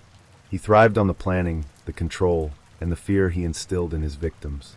To him, it was a game he believed he could never lose." Keyes was also careful to avoid establishing any consistent method of murder. While he did use some of the tools in his murder kits, such as zip ties and duct tape, he varied his approach, sometimes strangling his victims, other times stabbing or shooting them. This lack of consistency further complicated efforts to connect his crimes. While Israel Keyes confessed to killing at least 11 people, only a few of his victims have been conclusively identified. His first known murder occurred in 2001, but he hinted there were earlier crimes that he refused to elaborate on. One of his most infamous and horrifying murders was that of Samantha Koenig, an 18-year-old barista from Anchorage, Alaska. On February 1, 2012, Keyes abducted Samantha from the coffee stand where she worked. Surveillance footage later showed Keyes calmly approaching the stand, ordering a coffee, and then pulling a gun on Samantha. After forcing her out of the stand, Keyes tied her up and drove her to his home. There, he sexually assaulted and murdered her, keeping her body in a shed on his property. In a grotesque act of deception, Keyes later posed Samantha's body to make it look as though she were still alive, photographing her and using the image to demand a ransom from her family. Keyes then dismembered Samantha's body and disposed of it in a frozen lake, using a chainsaw to cut through the ice. His cold, calculated approach to this crime highlighted the level of control he exerted over every aspect of his murders. Keyes' confessions revealed a deeply unsettling truth. Samantha Koenig was just one of many, and most of his victims would likely never be identified. He refused to provide the names or details of many of his crimes, claiming he didn't want to cause additional pain to the victims' families. In one chilling interview, Keyes admitted to traveling to Vermont in 2009, where he broke into a home and abducted a married couple, Bill and Lorraine Currier. He took them to an abandoned farmhouse, where he murdered them and disposed of their bodies. Investigators later confirmed this crime after finding evidence that matched Keyes' account, but the bodies of the Curriers have never been recovered. Keyes also hinted at murders in other states, including New York, Texas, and Washington. He admitted to dumping some victims' bodies in rivers, lakes, or remote areas where they would never be found. He even suggested that there were bodies buried near locations where he had hidden his murder kits. Keyes took pride in outsmarting law enforcement. During his interviews, he often toyed with investigators, giving them just enough information to confirm his involvement in specific crimes, but withholding details that could have led to the discovery of additional victims. He enjoyed the power dynamic of the interrogations, knowing that he held all the answers while investigators were left grasping for clues. In one particularly chilling moment, Keyes told investigators, "You don't know everything I've done. You'll never know everything." This sense of superiority and control was a driving force behind Keyes' actions. He didn't just kill for the thrill of it, he killed because it made him feel invincible. Despite his meticulous planning and efforts to avoid leaving evidence, Israel Keyes made a critical error that ultimately led to his capture. After murdering Samantha Koenig, he began using her debit card to withdraw money from ATMs in multiple states, including Texas, Arizona, and New Mexico. Keyes disguised himself during these transactions, wearing hats, sunglasses, and gloves to avoid being identified. However, surveillance footage from the ATMs captured his approximate height, build, and the vehicle he was driving. Investigators tracked the card's use and began piecing together his movements. On March 13, 2012, Keyes was pulled over in Lufkin, Texas, during a routine traffic stop. Inside his car, police found Samantha Koenig's debit card, along with a disguise, a weapon, and maps that suggested he had been planning another crime. Keyes' arrest marked the beginning of a chilling unraveling of his secret life. In the next chapter, we will explore his confessions, his interactions with law enforcement, and the horrifying revelations about the scope of his crimes. Keyes' capture provided answers to some questions but raised even more, questions that still haunt investigators and the families of his victims to this day. For over a decade, Israel Keyes had successfully evaded capture, operating in the shadows as one of the most meticulous and elusive serial killers in history. His careful planning, lack of a discernible pattern, and ability to blend into society had kept him far outside the reach of law enforcement. But in March 2012, his arrogance and overconfidence proved to be his undoing. After murdering Samantha Koenig in February 2012, Keyes made a series of uncharacteristic mistakes. In his calculated mind, he thought he could outsmart law enforcement by using Samantha's debit card to withdraw ransom money. However, these transactions left a digital trail, a trail that eventually led investigators to him. In the days and weeks following her murder, Keyes began withdrawing cash from Samantha's account, using ATMs in different states as he traveled. He wore disguises, sunglasses, hats, gloves, to avoid detection on surveillance cameras. But despite these precautions, the footage captured a clear enough image of his build, approximate height, and the vehicle he was using. The FBI tracked the card's activity, noting that the transactions followed a path through Texas, Arizona, and New Mexico. On March 13, 2012, law enforcement in Lufkin, Texas, spotted a white Ford Focus that matched the description of the one seen in ATM footage. Keyes was pulled over for a routine traffic stop, and inside the vehicle, officers found Samantha Koenig's debit card, along with cash, a disguise, a gun, and a map marking various locations. Unbeknownst to the officers at the time, they had just apprehended one of the most prolific serial killers in modern history. Following his arrest, Keyes was flown back to Anchorage, Alaska, where he was charged with the kidnapping and murder of Samantha Koenig. At first, Keyes remained tight-lipped, denying any involvement. But as evidence mounted against him, he began to crack. Keyes' arrogance played a significant role in his eventual decision to confess. He believed he could control the narrative, offering just enough information to investigators in exchange for certain conditions. One of his primary demands was that his name and crimes not be publicized in the media, as he didn't want his daughter to know about his dark double life. Over the course of several weeks, Keyes began confessing to Samantha's murder and, chillingly, to a series of other crimes that spanned over a decade. His confessions were cold, calculated, and devoid of remorse.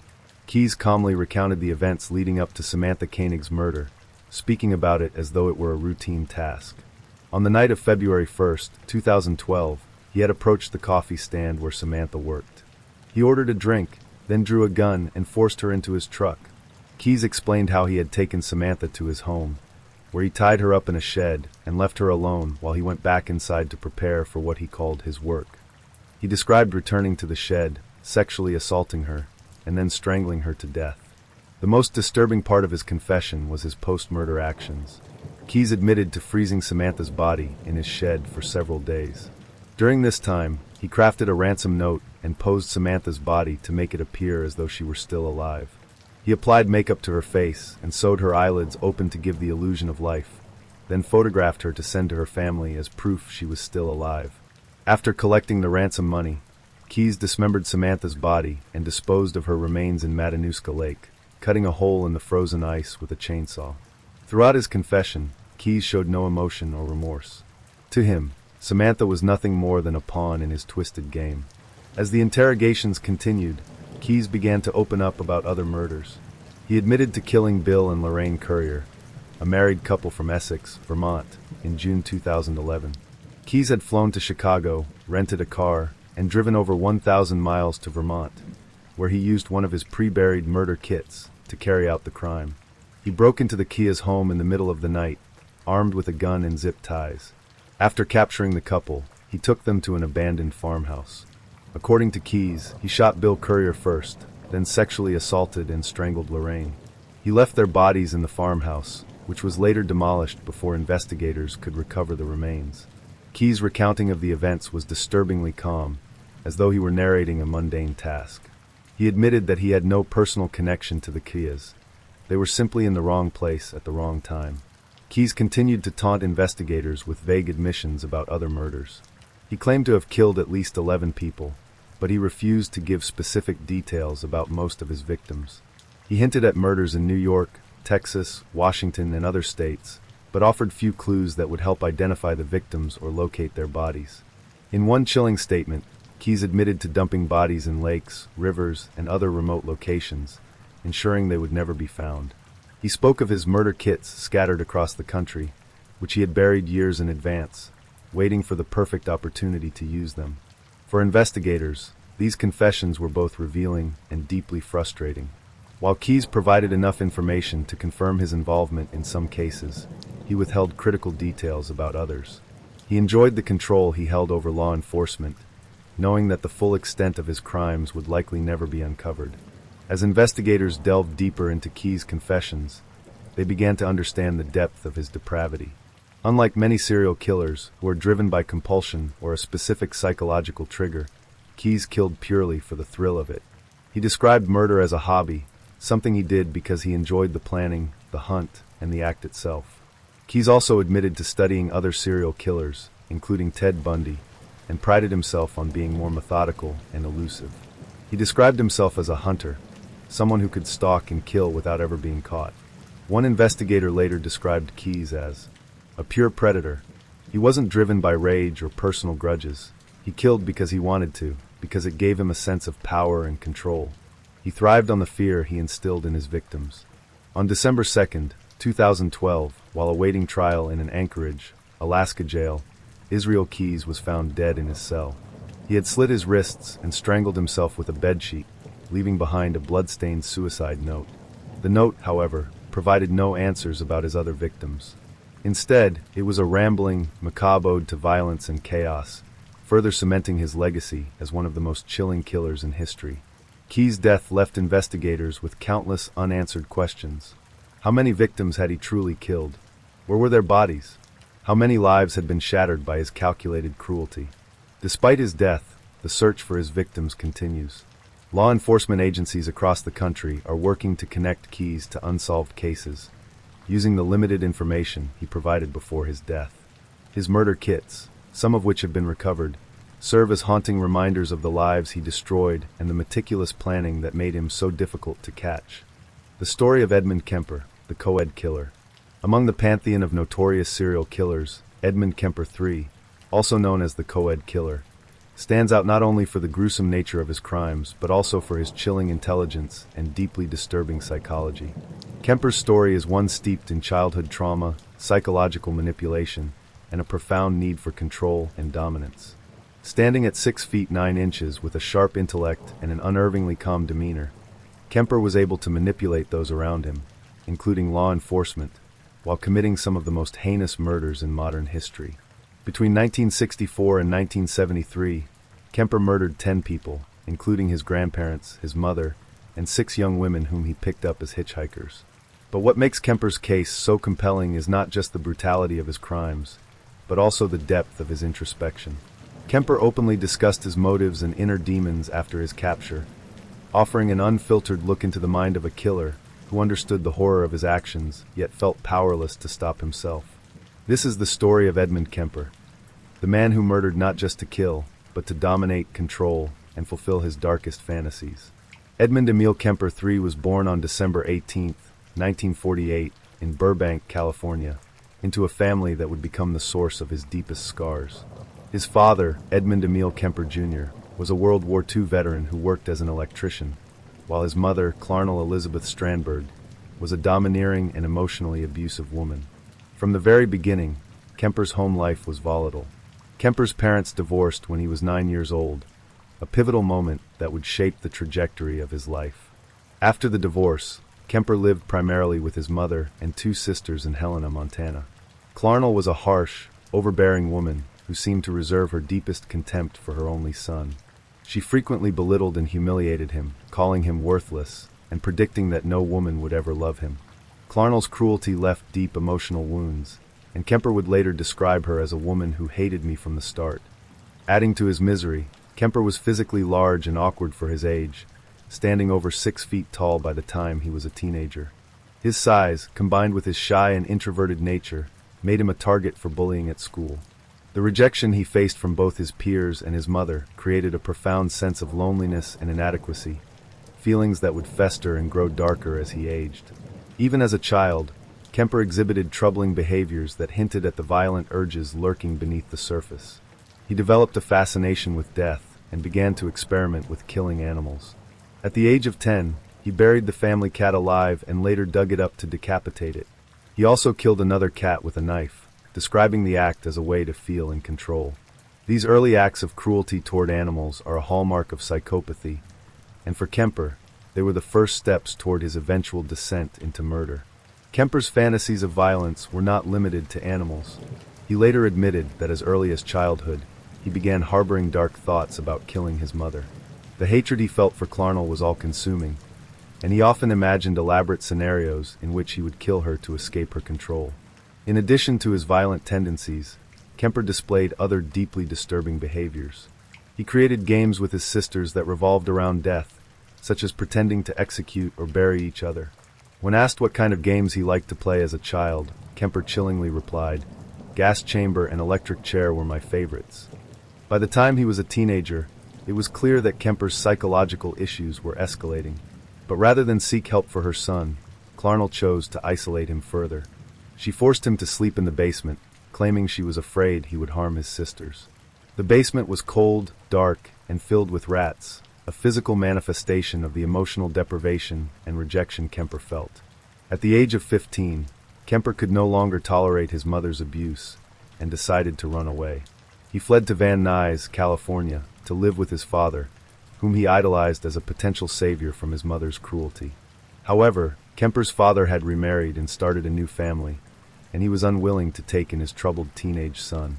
Kemper was sent back to Montana, where his mother quickly shipped him off to live with his paternal grandparents on their farm in North Fork, California. This rejection by his father was devastating for Kemper. He had hoped to find refuge and acceptance, but instead, he was cast aside once again. Living with his grandparents would prove to be the final straw in his tumultuous adolescence. Living with his grandparents on their rural farm was far from the escape Kemper had hoped for. His grandmother, Maud Matilda Huey Kemper, was a strong-willed and controlling woman who reminded him of his mother. She constantly criticized and belittled him, further exacerbating his feelings of inadequacy and rage. His grandfather, Edmund Kemper Sr., was a quiet and passive man who offered little support or guidance to his troubled grandson. Kemper felt trapped and humiliated in this environment. His grandmother's domineering personality reignited the hatred he had for his mother, and his grandfather's passivity left him with no outlet for his frustrations.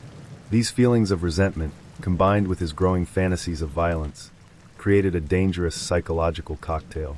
On August 27, 1964, when Kemper was just 15 years old, his simmering rage finally boiled over. That morning, an argument erupted between Kemper and his grandmother as they sat at the kitchen table. In a fit of rage, Kemper retrieved his grandfather's rifle, a gift he had received to hunt small animals on the farm, and shot his grandmother in the head. He then fired 2 more shots into her back for good measure. Kemper later claimed that he killed his grandmother not out of hatred, but to see what it felt like to take a life. However, his actions after the murder suggest a deeper psychological motive. He stabbed her repeatedly with a kitchen knife after she was already dead, an act that mirrored his earlier cruelty toward animals and hinted at his growing need for dominance and control. After the murders of his grandparents, 15-year-old Edmund Kemper was sent to Atascadero State Hospital, a maximum security facility in California for the criminally insane. While most teenagers would have been overwhelmed by such an environment, Kemper saw it as an opportunity. He approached his time at Atascadero with the same calculating mind that would later define his crimes.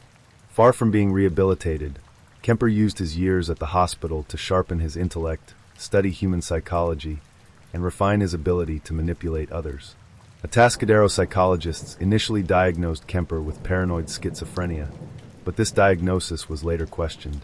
As doctors worked with him, they found no evidence of delusions, hallucinations, or other symptoms that typically accompany schizophrenia. Instead, they uncovered something far more chilling: a young man who was deeply intelligent, emotionally detached, and disturbingly self-aware.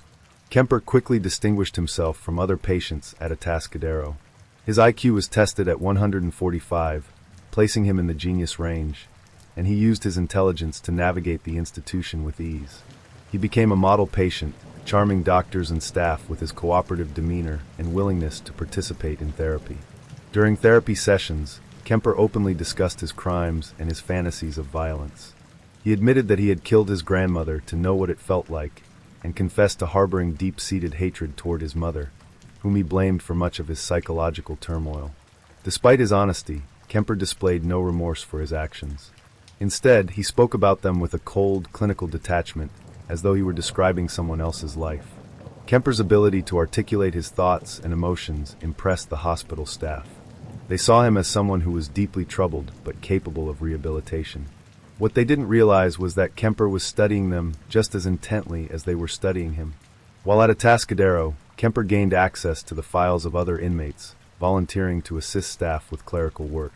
This gave him an inside look at the psychological profiles of other violent offenders, as well as the methods psychologists used to evaluate and treat them.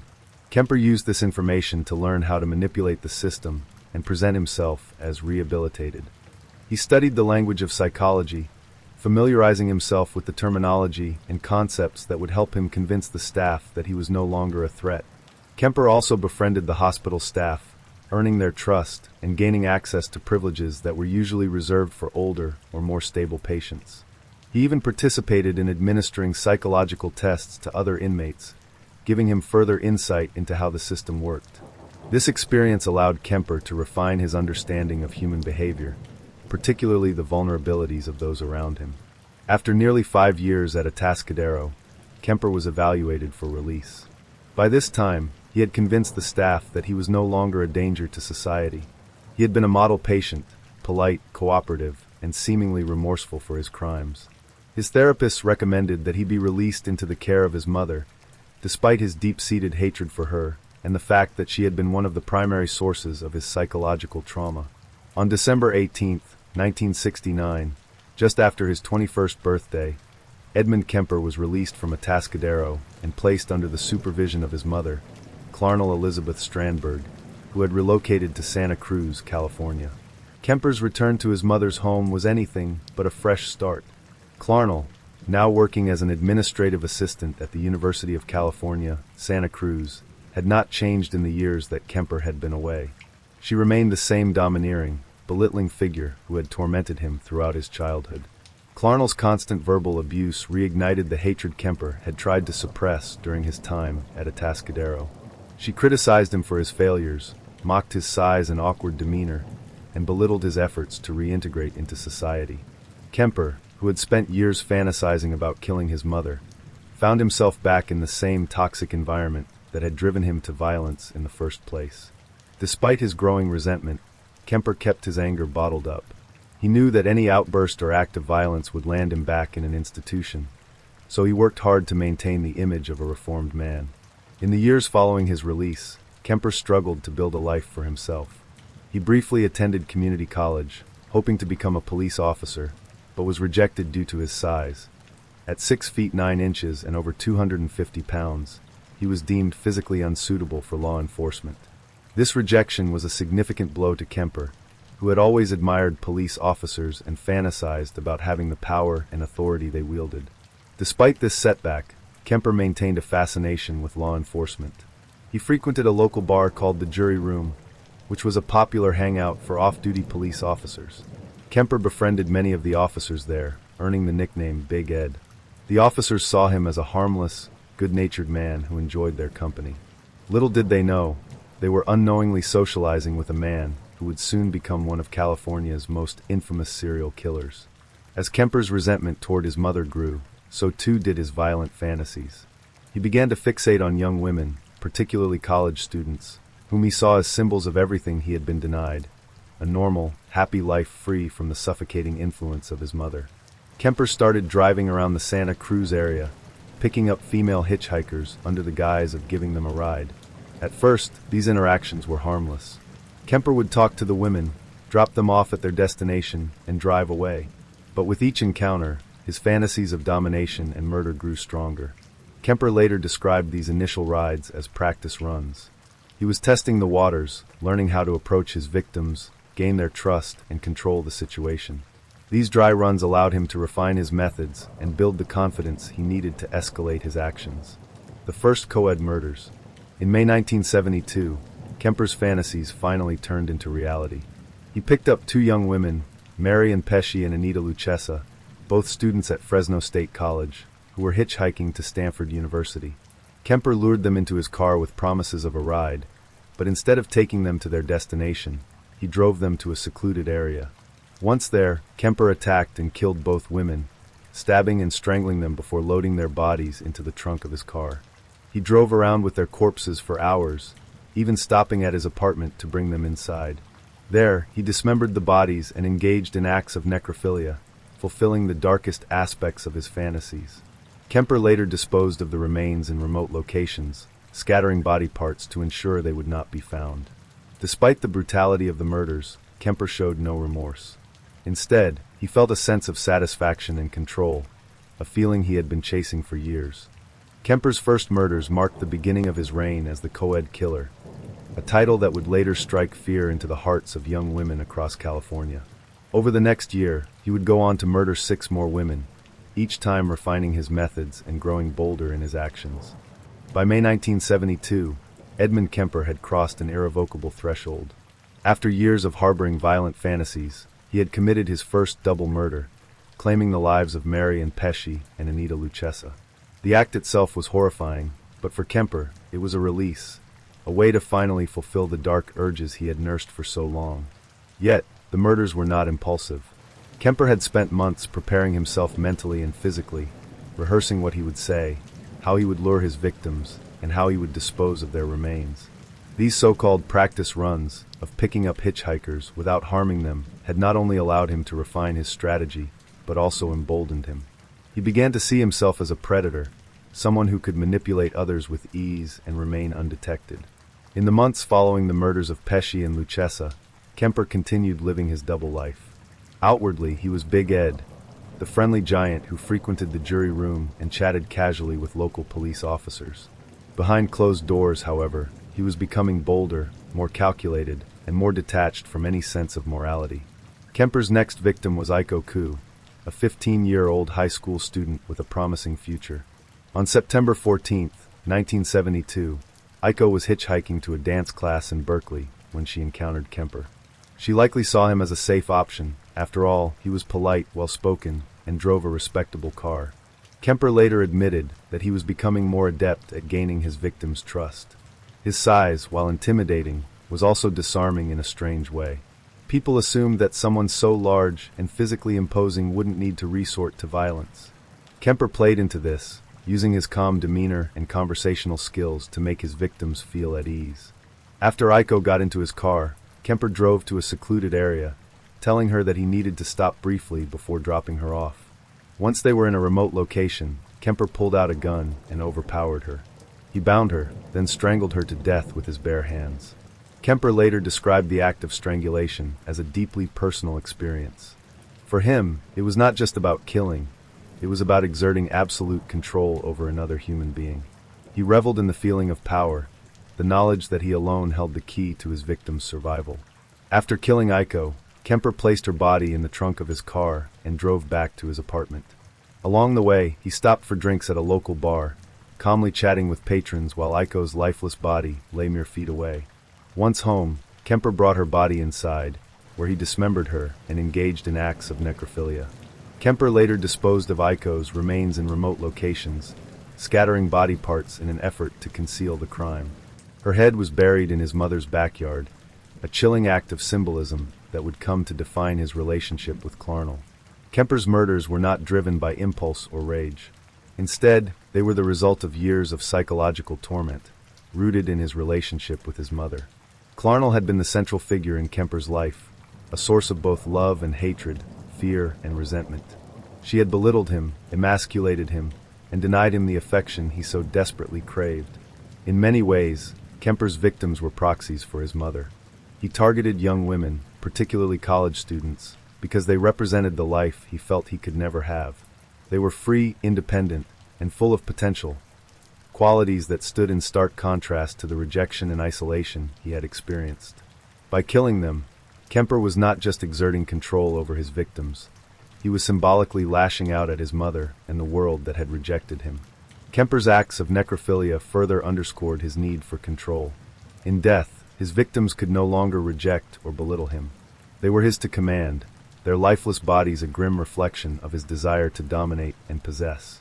Kemper's next victim was Cindy Shaw, an 18-year-old college student whom he murdered in January 1973. Like his previous victims, Cindy was hitchhiking when Kemper picked her up. He drove her to a secluded area, shot her with a .22 caliber pistol, and placed her body in the trunk of his car. As with Aiko Koo, Kemper brought Cindy's body back to his apartment, where he dismembered her and engaged in necrophilic acts. He later disposed of her remains in the ocean, but kept her head, which he buried in his mother's backyard. He positioned it to face upward toward her bedroom window, a symbolic gesture that reflected his deep-seated hatred for Clarnell. In February 1973, Kemper struck again, this time killing 2 women in a single night. Rosalind Thorpe and Alice Liu, both students at the University of California, Santa Cruz, were hitchhiking together when they encountered Kemper. Using his now refined techniques, Kemper lured them into his car and shot them both at close range. Kemper later admitted that he killed Rosalind and Alice in rapid succession, describing the act as efficient. He placed their bodies in the trunk of his car and drove to his mother's house, where he brought them inside to dismember and defile them. By this point, Kemper had become frighteningly bold. He was not only picking up victims more frequently, but he was also taking greater risks. After killing Rosalind and Alice, he drove their bodies around town for hours, even stopping at a friend's house for a beer. Kemper's ability to remain calm and composed during these moments was a testament to his intelligence and psychological detachment. He knew how to blend in, how to act normal, even when the evidence of his crimes was literally in his car. By early 1973, the murders of young women in Santa Cruz had sparked widespread fear. The media dubbed the perpetrator the co-ed killer, and law enforcement launched an intensive investigation. However, Kemper remained far off their radar. Part of what made Kemper so difficult to catch was his ability to blend into his surroundings. He had no criminal record beyond the murders of his grandparents, and his friendly demeanor made him seem harmless. He even continued to socialize with local police officers, who had no idea they were conversing with the very man they were hunting. Kemper later admitted that he enjoyed the sense of power this gave him. Knowing that he could outsmart law enforcement, That he could sit across from them at the bar and share a drink while they searched for the killer was a source of immense satisfaction. As Kemper's killing spree escalated, so did his hatred for his mother. In his mind, Clarnell was the root of all his problems, the one person who had made him feel small, inadequate, and unloved. Killing her was not just a fantasy. It was his ultimate goal, the act that would bring his story full circle. By early 1973, Edmund Kemper's killing spree had reached its horrifying crescendo. He had murdered 6 young women in under a year, each act bringing him closer to the ultimate goal he had fantasized about for most of his life: killing his mother, Clarnell Elizabeth Strandberg. For Kemper, each murder had been a symbolic rehearsal, a way to work through his hatred, resentment, and desire for control. Yet none of his victims had truly satisfied the rage that burned inside him. No matter how many lives he took, the anger he felt toward his mother remained unresolved. She was the source of his torment, the person he blamed for his feelings of inadequacy and rejection, and in his mind, her death would be the ultimate act of liberation. Kemper began to feel the weight of his crimes closing in around him. The media frenzy surrounding the co-ed killer had intensified, and he knew it was only a matter of time before law enforcement caught up with him. But Kemper was not afraid of being captured. In fact, he later admitted that he was growing tired of the charade. The murders, once thrilling, had become routine. He was ready for the final act. On the evening of April 20th, 1973, Kemper returned to the home he shared with his mother in Santa Cruz, California. Clarnell, who worked as an administrative assistant at the University of California, Santa Cruz, had been out drinking with friends and was now sitting in her bedroom, reading a book. Kemper entered her room, and as usual, Clarnell greeted him with a barrage of cutting remarks. According to Kemper, her first words that night were, "I suppose you're going to want to sit up all night and talk now." For Kemper, this was the final insult. Her comment encapsulated everything he hated about her: her coldness, her dismissiveness, her absolute lack of maternal warmth. He responded simply, "No, good night," and left the room. But Kemper had already made up his mind. He waited until Clarnell had fallen asleep, then returned to her bedroom with a claw hammer and a knife. Standing over her sleeping form, he brought the hammer down on her head with brutal force, killing her instantly. Kemper's actions after Clarnell's death were deeply disturbing, even by the standards of his previous crimes.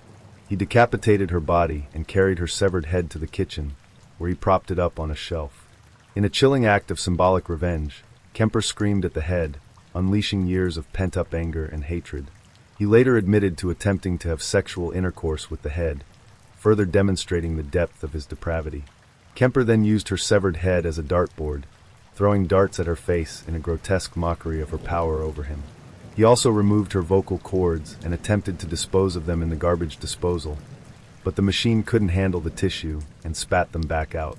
To Kemper, this was a grimly poetic moment. His mother's voice, the source of so much pain, refused to be silenced even in death. After mutilating her body further, Kemper hid her remains in a closet and cleaned up the scene. But his night was not over. Later that same evening, Kemper invited his mother's best friend, Sally Hallett, over to the house under the pretense of having dinner. Sally, unaware of what had just transpired, accepted the invitation and arrived shortly thereafter. Kemper's decision to kill Sally was not driven by hatred or rage, but by practicality. He later explained that he didn't want anyone to suspect him in his mother's murder, and he believed that killing Sally would help buy him time. When Sally arrived, Kemper quickly overpowered her, strangling her to death. He then placed her body in a closet alongside his mother's remains. With both women dead, Kemper left the house and drove aimlessly for hours, trying to decide what to do next.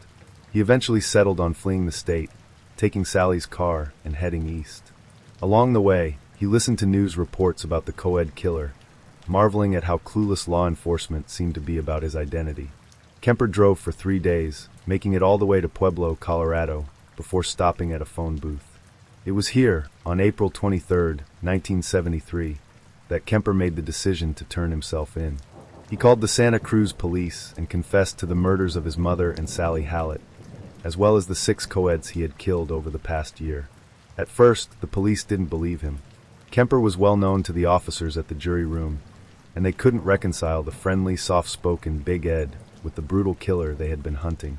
But Kemper insisted, providing details about the murders that only the perpetrator could know. After his arrest, Kemper gave a full confession, speaking openly and candidly about his crimes. Unlike many serial killers, who often try to downplay or deny their actions, Kemper seemed eager to unburden himself. He described each murder in graphic detail, explaining his methods, his motives, and the psychological reasoning behind his actions. Kemper's confessions were both horrifying and fascinating. He spoke about his victims with a mix of detachment and introspection, acknowledging the cruelty of his actions while also analyzing them with a clinical precision. He admitted that he had killed his mother because he believed it was the only way to truly silence her and free himself from her influence. When asked why he had turned himself in, Kemper explained that he had grown tired of killing. The murders, which had once given him a sense of power and control, had become hollow and unsatisfying. He also expressed a desire to prevent himself from killing again, saying, "I was going to kill again. I knew it, and I didn't want to. I had to stop." Kemper's trial began in October 1973, and his confessions left little room for doubt about his guilt. His defense team argued that he was legally insane, citing his history of mental illness and the gruesome nature of his crimes. However, the prosecution countered that Kemper's intelligence and meticulous planning demonstrated that he was fully aware of the wrongfulness of his actions. The jury ultimately sided with the prosecution, finding Kemper guilty of 8 counts of first-degree murder. On November 8, 1973, he was sentenced to life imprisonment without the possibility of parole, avoiding the death penalty only because California had temporarily abolished it at the time. Edmund Kemper remains incarcerated at the California Medical Facility in Vacaville, where he has spent decades reflecting on his crimes. Unlike many serial killers, Kemper has shown a remarkable willingness to discuss his actions and their psychological underpinnings, granting interviews to law enforcement, psychologists, and even filmmakers. Luis Garavito, the Beast of Colombia, a tale of unimaginable horror and the depths of human depravity. Luis Alfredo Garavito Cubillos, infamously known as La Bestia, the Beast, is one of the most prolific and horrifying serial killers in recorded history. Operating across Colombia, Ecuador, and Venezuela during the 1990s, Garavito's reign of terror left an estimated 300 boys dead, though the true number of his victims may never be fully known. Garavito preyed on the most vulnerable, young children who trusted a kind face and a soft voice, only to encounter a monstrous predator. This is the story of how a man born into poverty and abuse became one of the most reviled figures in history. It is not just a story of evil, but a cautionary tale about systemic failures, missed opportunities, and the devastating consequences of societal neglect.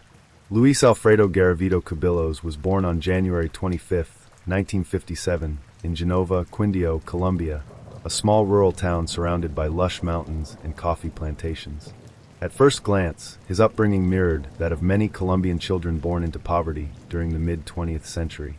The son of Manuel Antonio Garavito and Rosa Delia Cubillos, Luis was the eldest of 7 children in a family marked by dysfunction, violence, and extreme economic hardship.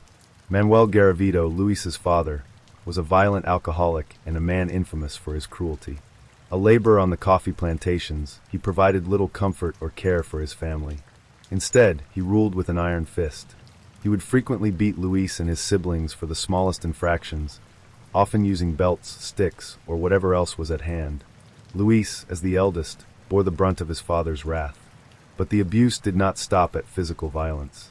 Manuel was emotionally abusive as well, berating Luis with degrading insults, calling him worthless and weak.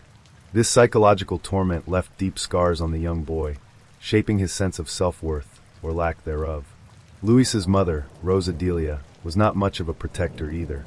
She was submissive to Manuel's brutality and largely indifferent to the suffering of her children. Struggling with her own emotional and psychological issues, she failed to shield Luis from the horrors of their household. The Garavito home was not a place of safety or love, but one of fear and despair. The violence at home was not the only source of trauma in Garavito's life.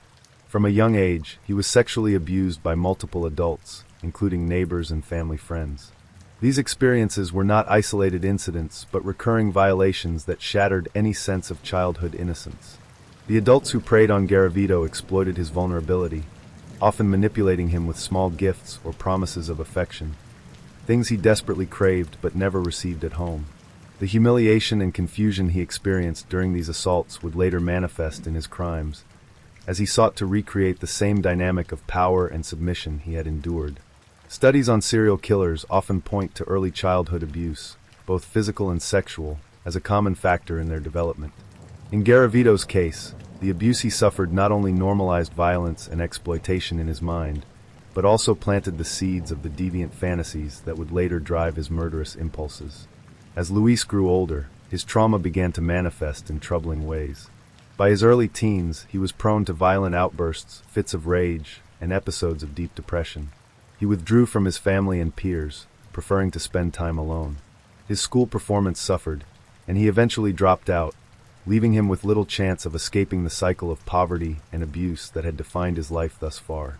Luis began drinking heavily as a teenager, a habit that would follow him into adulthood. Alcohol became his way of coping with the pain and anger he felt, but it also loosened his inhibitions and fueled his darker impulses. By the time he reached his late teens, Garavito had become a drifter. He moved from town to town, taking on odd jobs and forming few meaningful connections.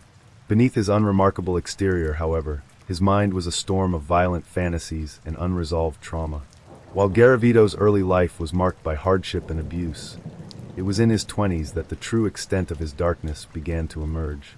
He started to develop a fixation on young boys, a horrifying reflection of the abuse he had suffered as a child. At first, these thoughts remained fantasies, but over time, they grew stronger and more consuming. Garavito began to stalk children in his community, observing their routines and learning how to blend in. He was careful, cautious, and methodical, traits that would later make him so difficult to catch. Garavito's descent into predation was not sudden but gradual, a slow progression fueled by years of unchecked urges and a lack of accountability. He would later claim that he tried to suppress his impulses, but the truth is that he made no real effort to seek help or change his behavior. Instead, he gave in to his desires, setting the stage for the horrors that were to come. To understand how Luis Garavito was able to carry out his crimes for so long, one must first understand the context of Colombia in the 1990s. The country was in the grip of chaos, torn apart by political unrest, drug cartels, and widespread poverty. The rural areas where Garavito often operated were particularly vulnerable. Many of the towns and villages he visited were impoverished and lacked basic infrastructure. For the children living in these areas, life was a daily struggle for survival. Many dropped out of school to help support their families, working as street vendors, shoeshiners, or farm laborers. It was these children, poor, desperate, and often unsupervised, that Garavito targeted. He knew they were unlikely to be missed, and even if they were, the authorities would be slow to act. Luis Garavito was not a killer who acted on impulse. His crimes were carefully planned, and his methods were as calculated as they were horrifying. Garavito would pose as a kind and harmless figure, often pretending to be a traveling salesman, a charity worker, or a priest. He used his unassuming appearance, short, slightly overweight, and bespectacled, to disarm his victims and gain their trust. Once he had identified a potential victim, Garavito would approach them with promises of food, money, or small gifts. He would often offer to take them on a short trip or help them find work, preying on their desperation and naivety. After luring the child away from public view, Garavito would reveal his true nature. He would take his victims to remote, secluded areas, often fields, forests, or abandoned buildings, where there was little chance of being interrupted. What followed was pure horror. Garavito would torture his victims for hours, subjecting them to unimaginable suffering before finally killing them. He often used knives, ropes, and other tools to inflict pain, and he derived a sick pleasure from the control he exerted over his victims. For years, Garavito's crimes went unnoticed. The police viewed the disappearances of poor children as low-priority cases, often dismissing them as runaways. The lack of resources and coordination among law enforcement agencies allowed Garavito to continue his killing spree unchecked. By the time authorities began to piece together the scale of the atrocities, Garavito had already claimed the lives of dozens, if not hundreds, of innocent children. Luis Garavito, La Bestia, had spent years preying on the forgotten and marginalized, moving through Colombia like a shadow. His crimes had gone unchecked for far too long, but even the most meticulous of predators eventually makes a mistake.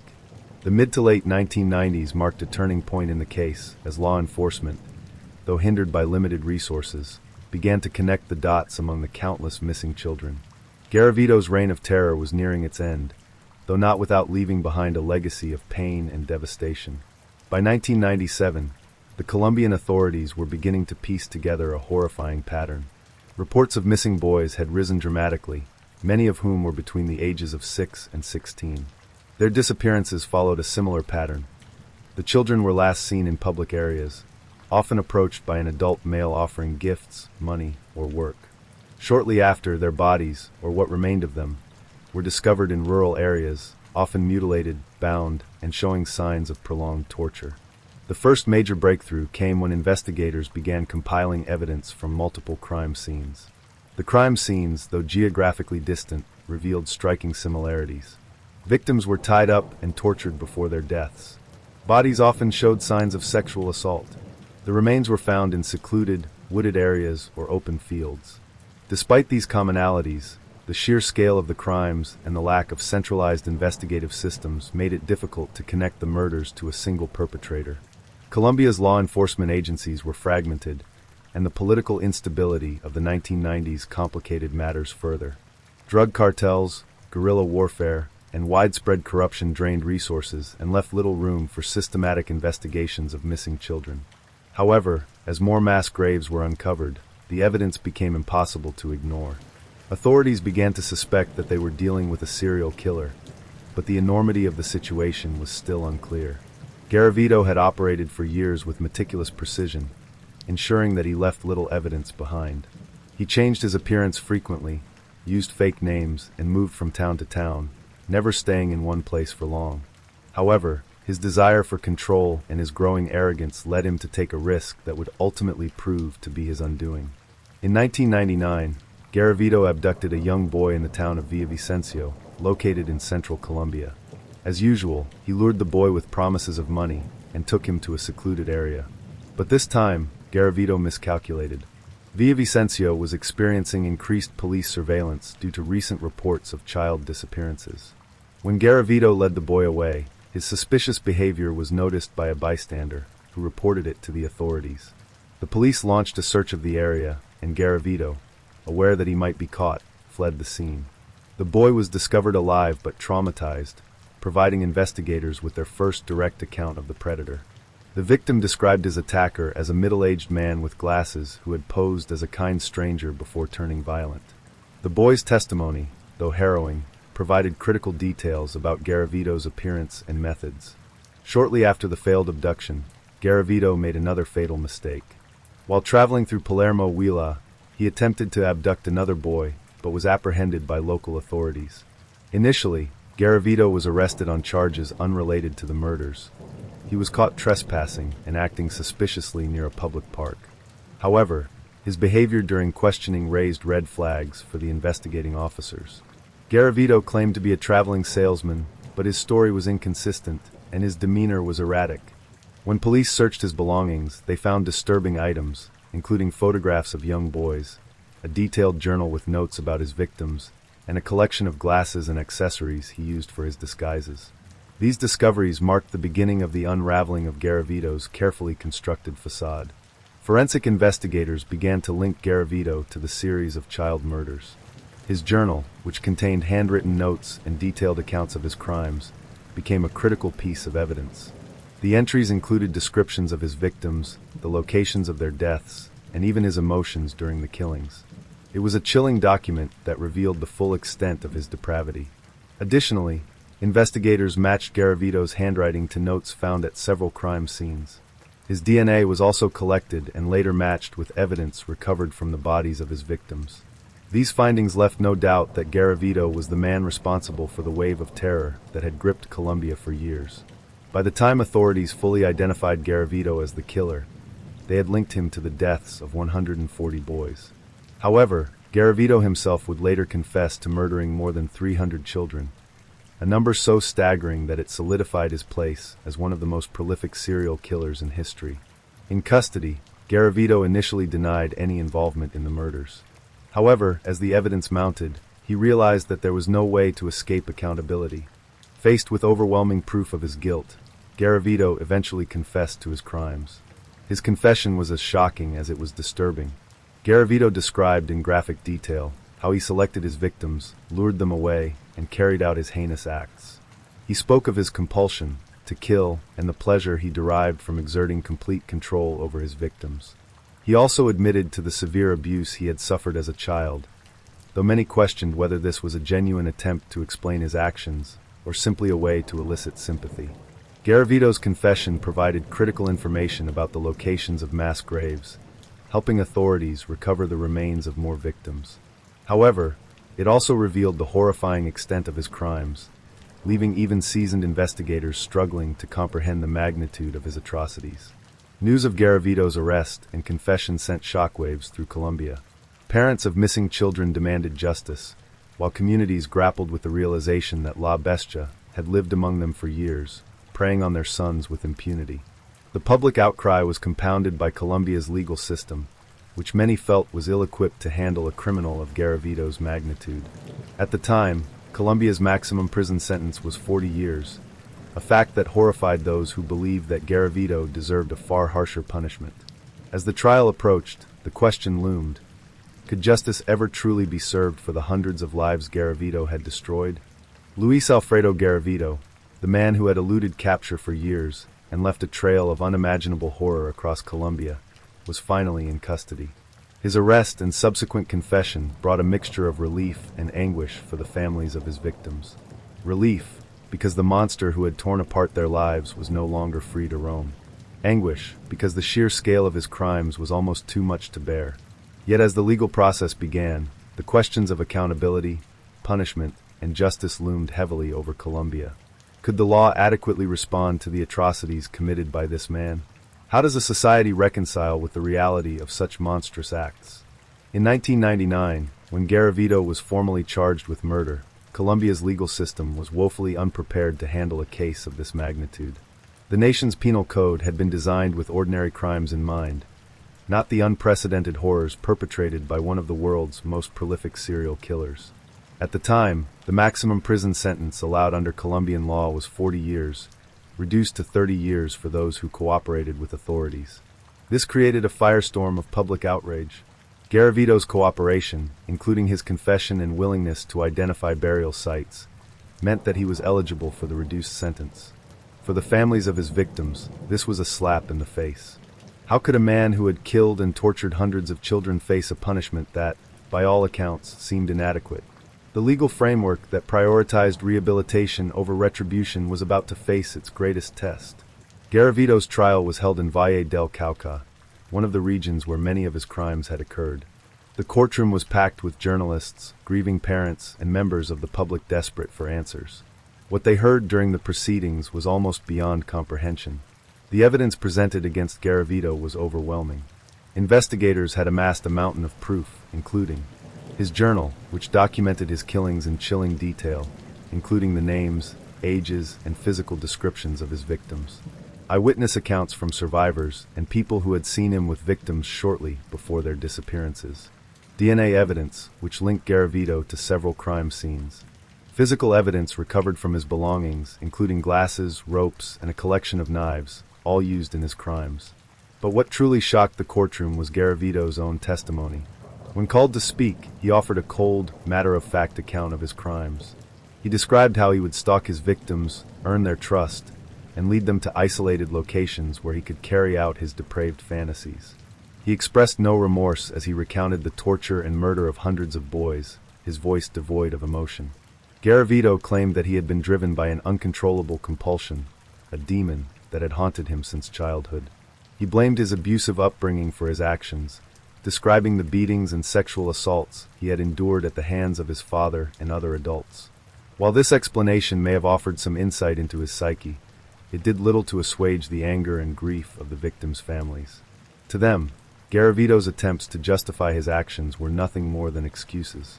As details of the trial emerged, the Colombian public became increasingly enraged. The sheer number of victims, estimated to be over 300 children, was staggering, and the brutality of the crimes left people in a state of collective shock. Parents of missing children gathered outside the courthouse, holding up photographs of their sons and demanding justice. They called for the death penalty, which had been abolished in Colombia decades earlier, and argued that Garavito should never be allowed to walk free. The media played a significant role in amplifying the public's anger. News outlets ran daily updates on the trial, recounting the gruesome details of Garavito's crimes and showing images of the mass graves where his victims had been found. The nickname La Bestia, the beast, became synonymous with pure evil, and Garavito's face, a seemingly ordinary man with glasses and a receding hairline, became a symbol of terror. One of the most contentious issues was the potential sentence Garavito faced. Under Colombian law, even the maximum sentence of 40 years could be further reduced for good behavior. This meant that Garavito, despite his heinous crimes, could theoretically be released after serving just a fraction of his sentence. The thought of La Bestia, walking free, was almost too much for the public to bear. During the trial, Garavito underwent multiple psychological evaluations in an attempt to understand what had driven him to commit such unspeakable acts. The results painted a picture of a deeply disturbed individual with a history of severe psychological trauma. Psychiatrists diagnosed him with antisocial personality disorder and paraphilic disorders, including pedophilia and sadism. They noted that his actions were not impulsive but premeditated and methodical, driven by a need to dominate and control. Garavito himself admitted that he felt no genuine remorse for his actions.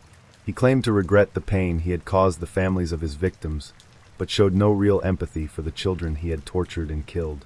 His lack of remorse further solidified his image as a cold, calculating predator. After weeks of testimony and deliberation, the court found Luis Alfredo Garavito guilty of multiple counts of murder, sexual assault, and torture. He was sentenced to 835 years in prison, a symbolic sentence that reflected the enormity of his crimes. However, due to Colombia's legal restrictions, this sentence was automatically reduced to the maximum allowable term of 40 years. The verdict prompted immediate outrage. Parents of the victims argued that the sentence was far too lenient, given the scale of Garavito's crimes.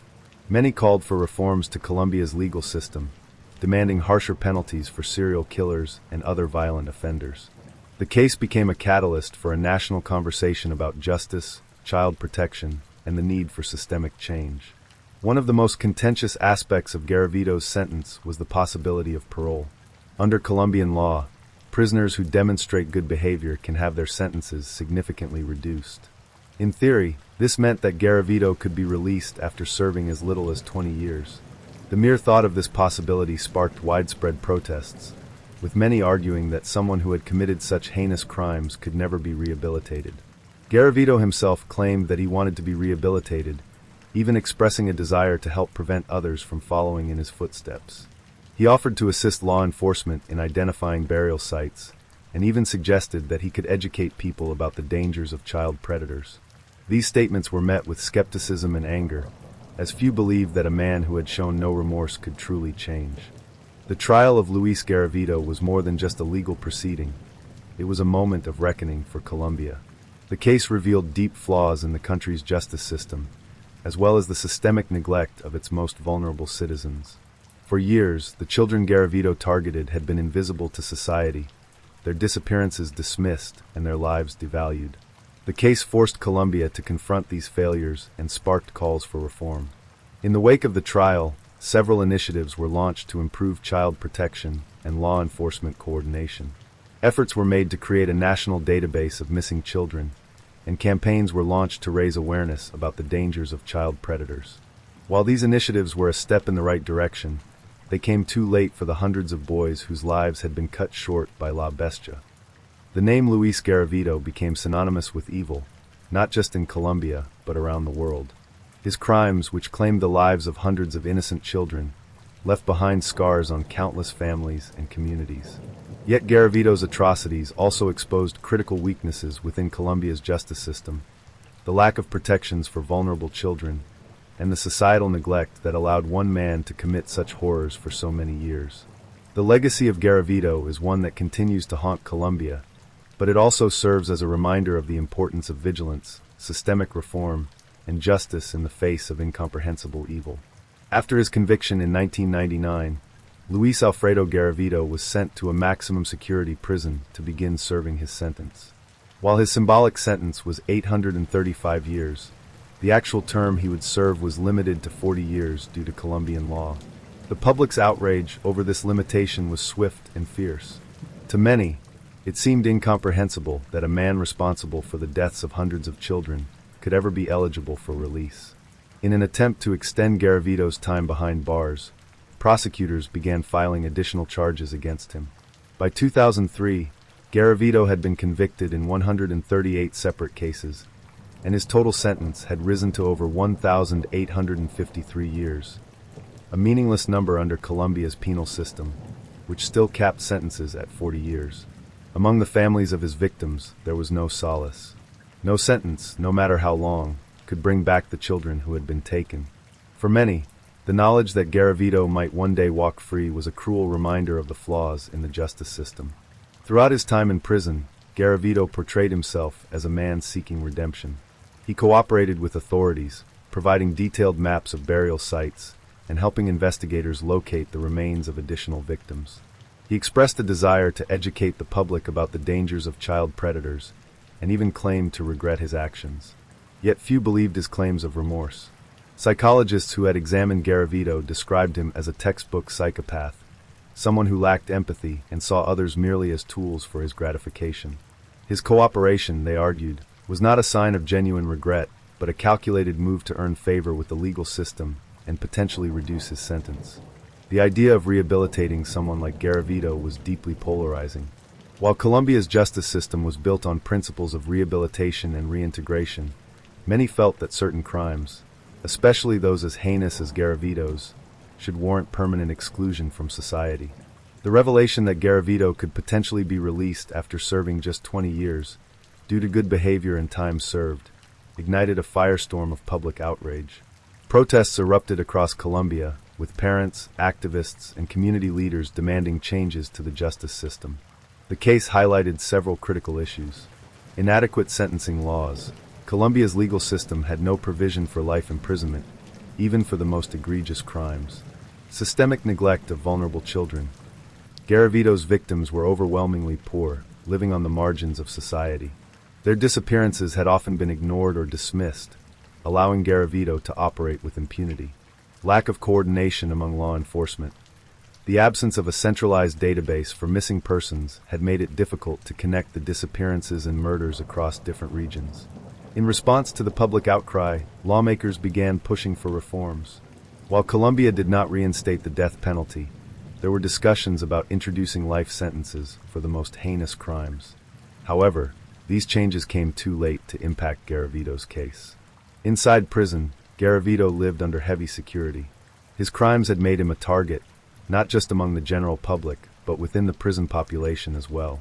Inmates accused of crimes against children are often subjected to brutal retaliation, and Garavito, as one of the most notorious child predators in history, was no exception. He was kept in solitary confinement for his own safety, isolated from the general prison population. Despite his isolation, Garavito continued to write letters, give interviews, and position himself as a reformed man. In one interview, he claimed he had found religion and sought forgiveness for his actions. These statements were met with widespread skepticism, with many viewing them as self-serving attempts to manipulate public opinion. For the families of Garavito's victims, the pain of loss never truly faded. Many of them struggled to rebuild their lives in the aftermath of the murders, haunted by the knowledge of what their children had endured. The government made some efforts to provide support for the families, including financial compensation and access to counseling services. However, for many, these measures felt hollow. No amount of money or therapy could heal the wounds left by Garavito's actions. Some families channeled their grief into activism, pushing for stronger protections for children and greater accountability for law enforcement. Organizations advocating for missing and exploited children gained traction in the years following Garavito's arrest, helping to raise awareness about the vulnerabilities faced by Colombia's youth. Garavito's case sent shockwaves far beyond Colombia. His crimes were covered extensively by international media, making him one of the most infamous serial killers in history. The sheer scale of his atrocities drew comparisons to figures like Ted Bundy, André Chikatilo, and Pedro Lopez, another Colombian serial killer. The case also prompted broader discussions about child protection on a global scale. Experts in criminology and psychology studied Garavito's methods and background, hoping to identify warning signs that could prevent similar predators from operating in the future. As the years passed, the specter of Garavito's potential release loomed larger. By 2023, Garavito had served nearly 24 years in prison, making him eligible for parole under the laws governing good behavior and sentence reductions. The possibility of his release reignited public outrage, with many arguing that someone responsible for such heinous crimes should never be allowed to walk free. The Colombian government faced immense pressure to prevent Garavito's release. While some officials argued that the law had to be followed, others sought legal loopholes to keep him behind bars. The debate highlighted the ongoing tension between the principles of justice, rehabilitation, and public safety. Luis Garavito's name remains a chilling reminder of the depths of human depravity. His crimes exposed the cracks in Colombia's justice system, the vulnerabilities of its most marginalized citizens, and the devastating consequences of systemic neglect. Yet his case also serves as a wake-up call. It forced Colombia, and the world, to confront uncomfortable truths about the protection of children, the pursuit of justice, and the capacity for evil that exists within humanity.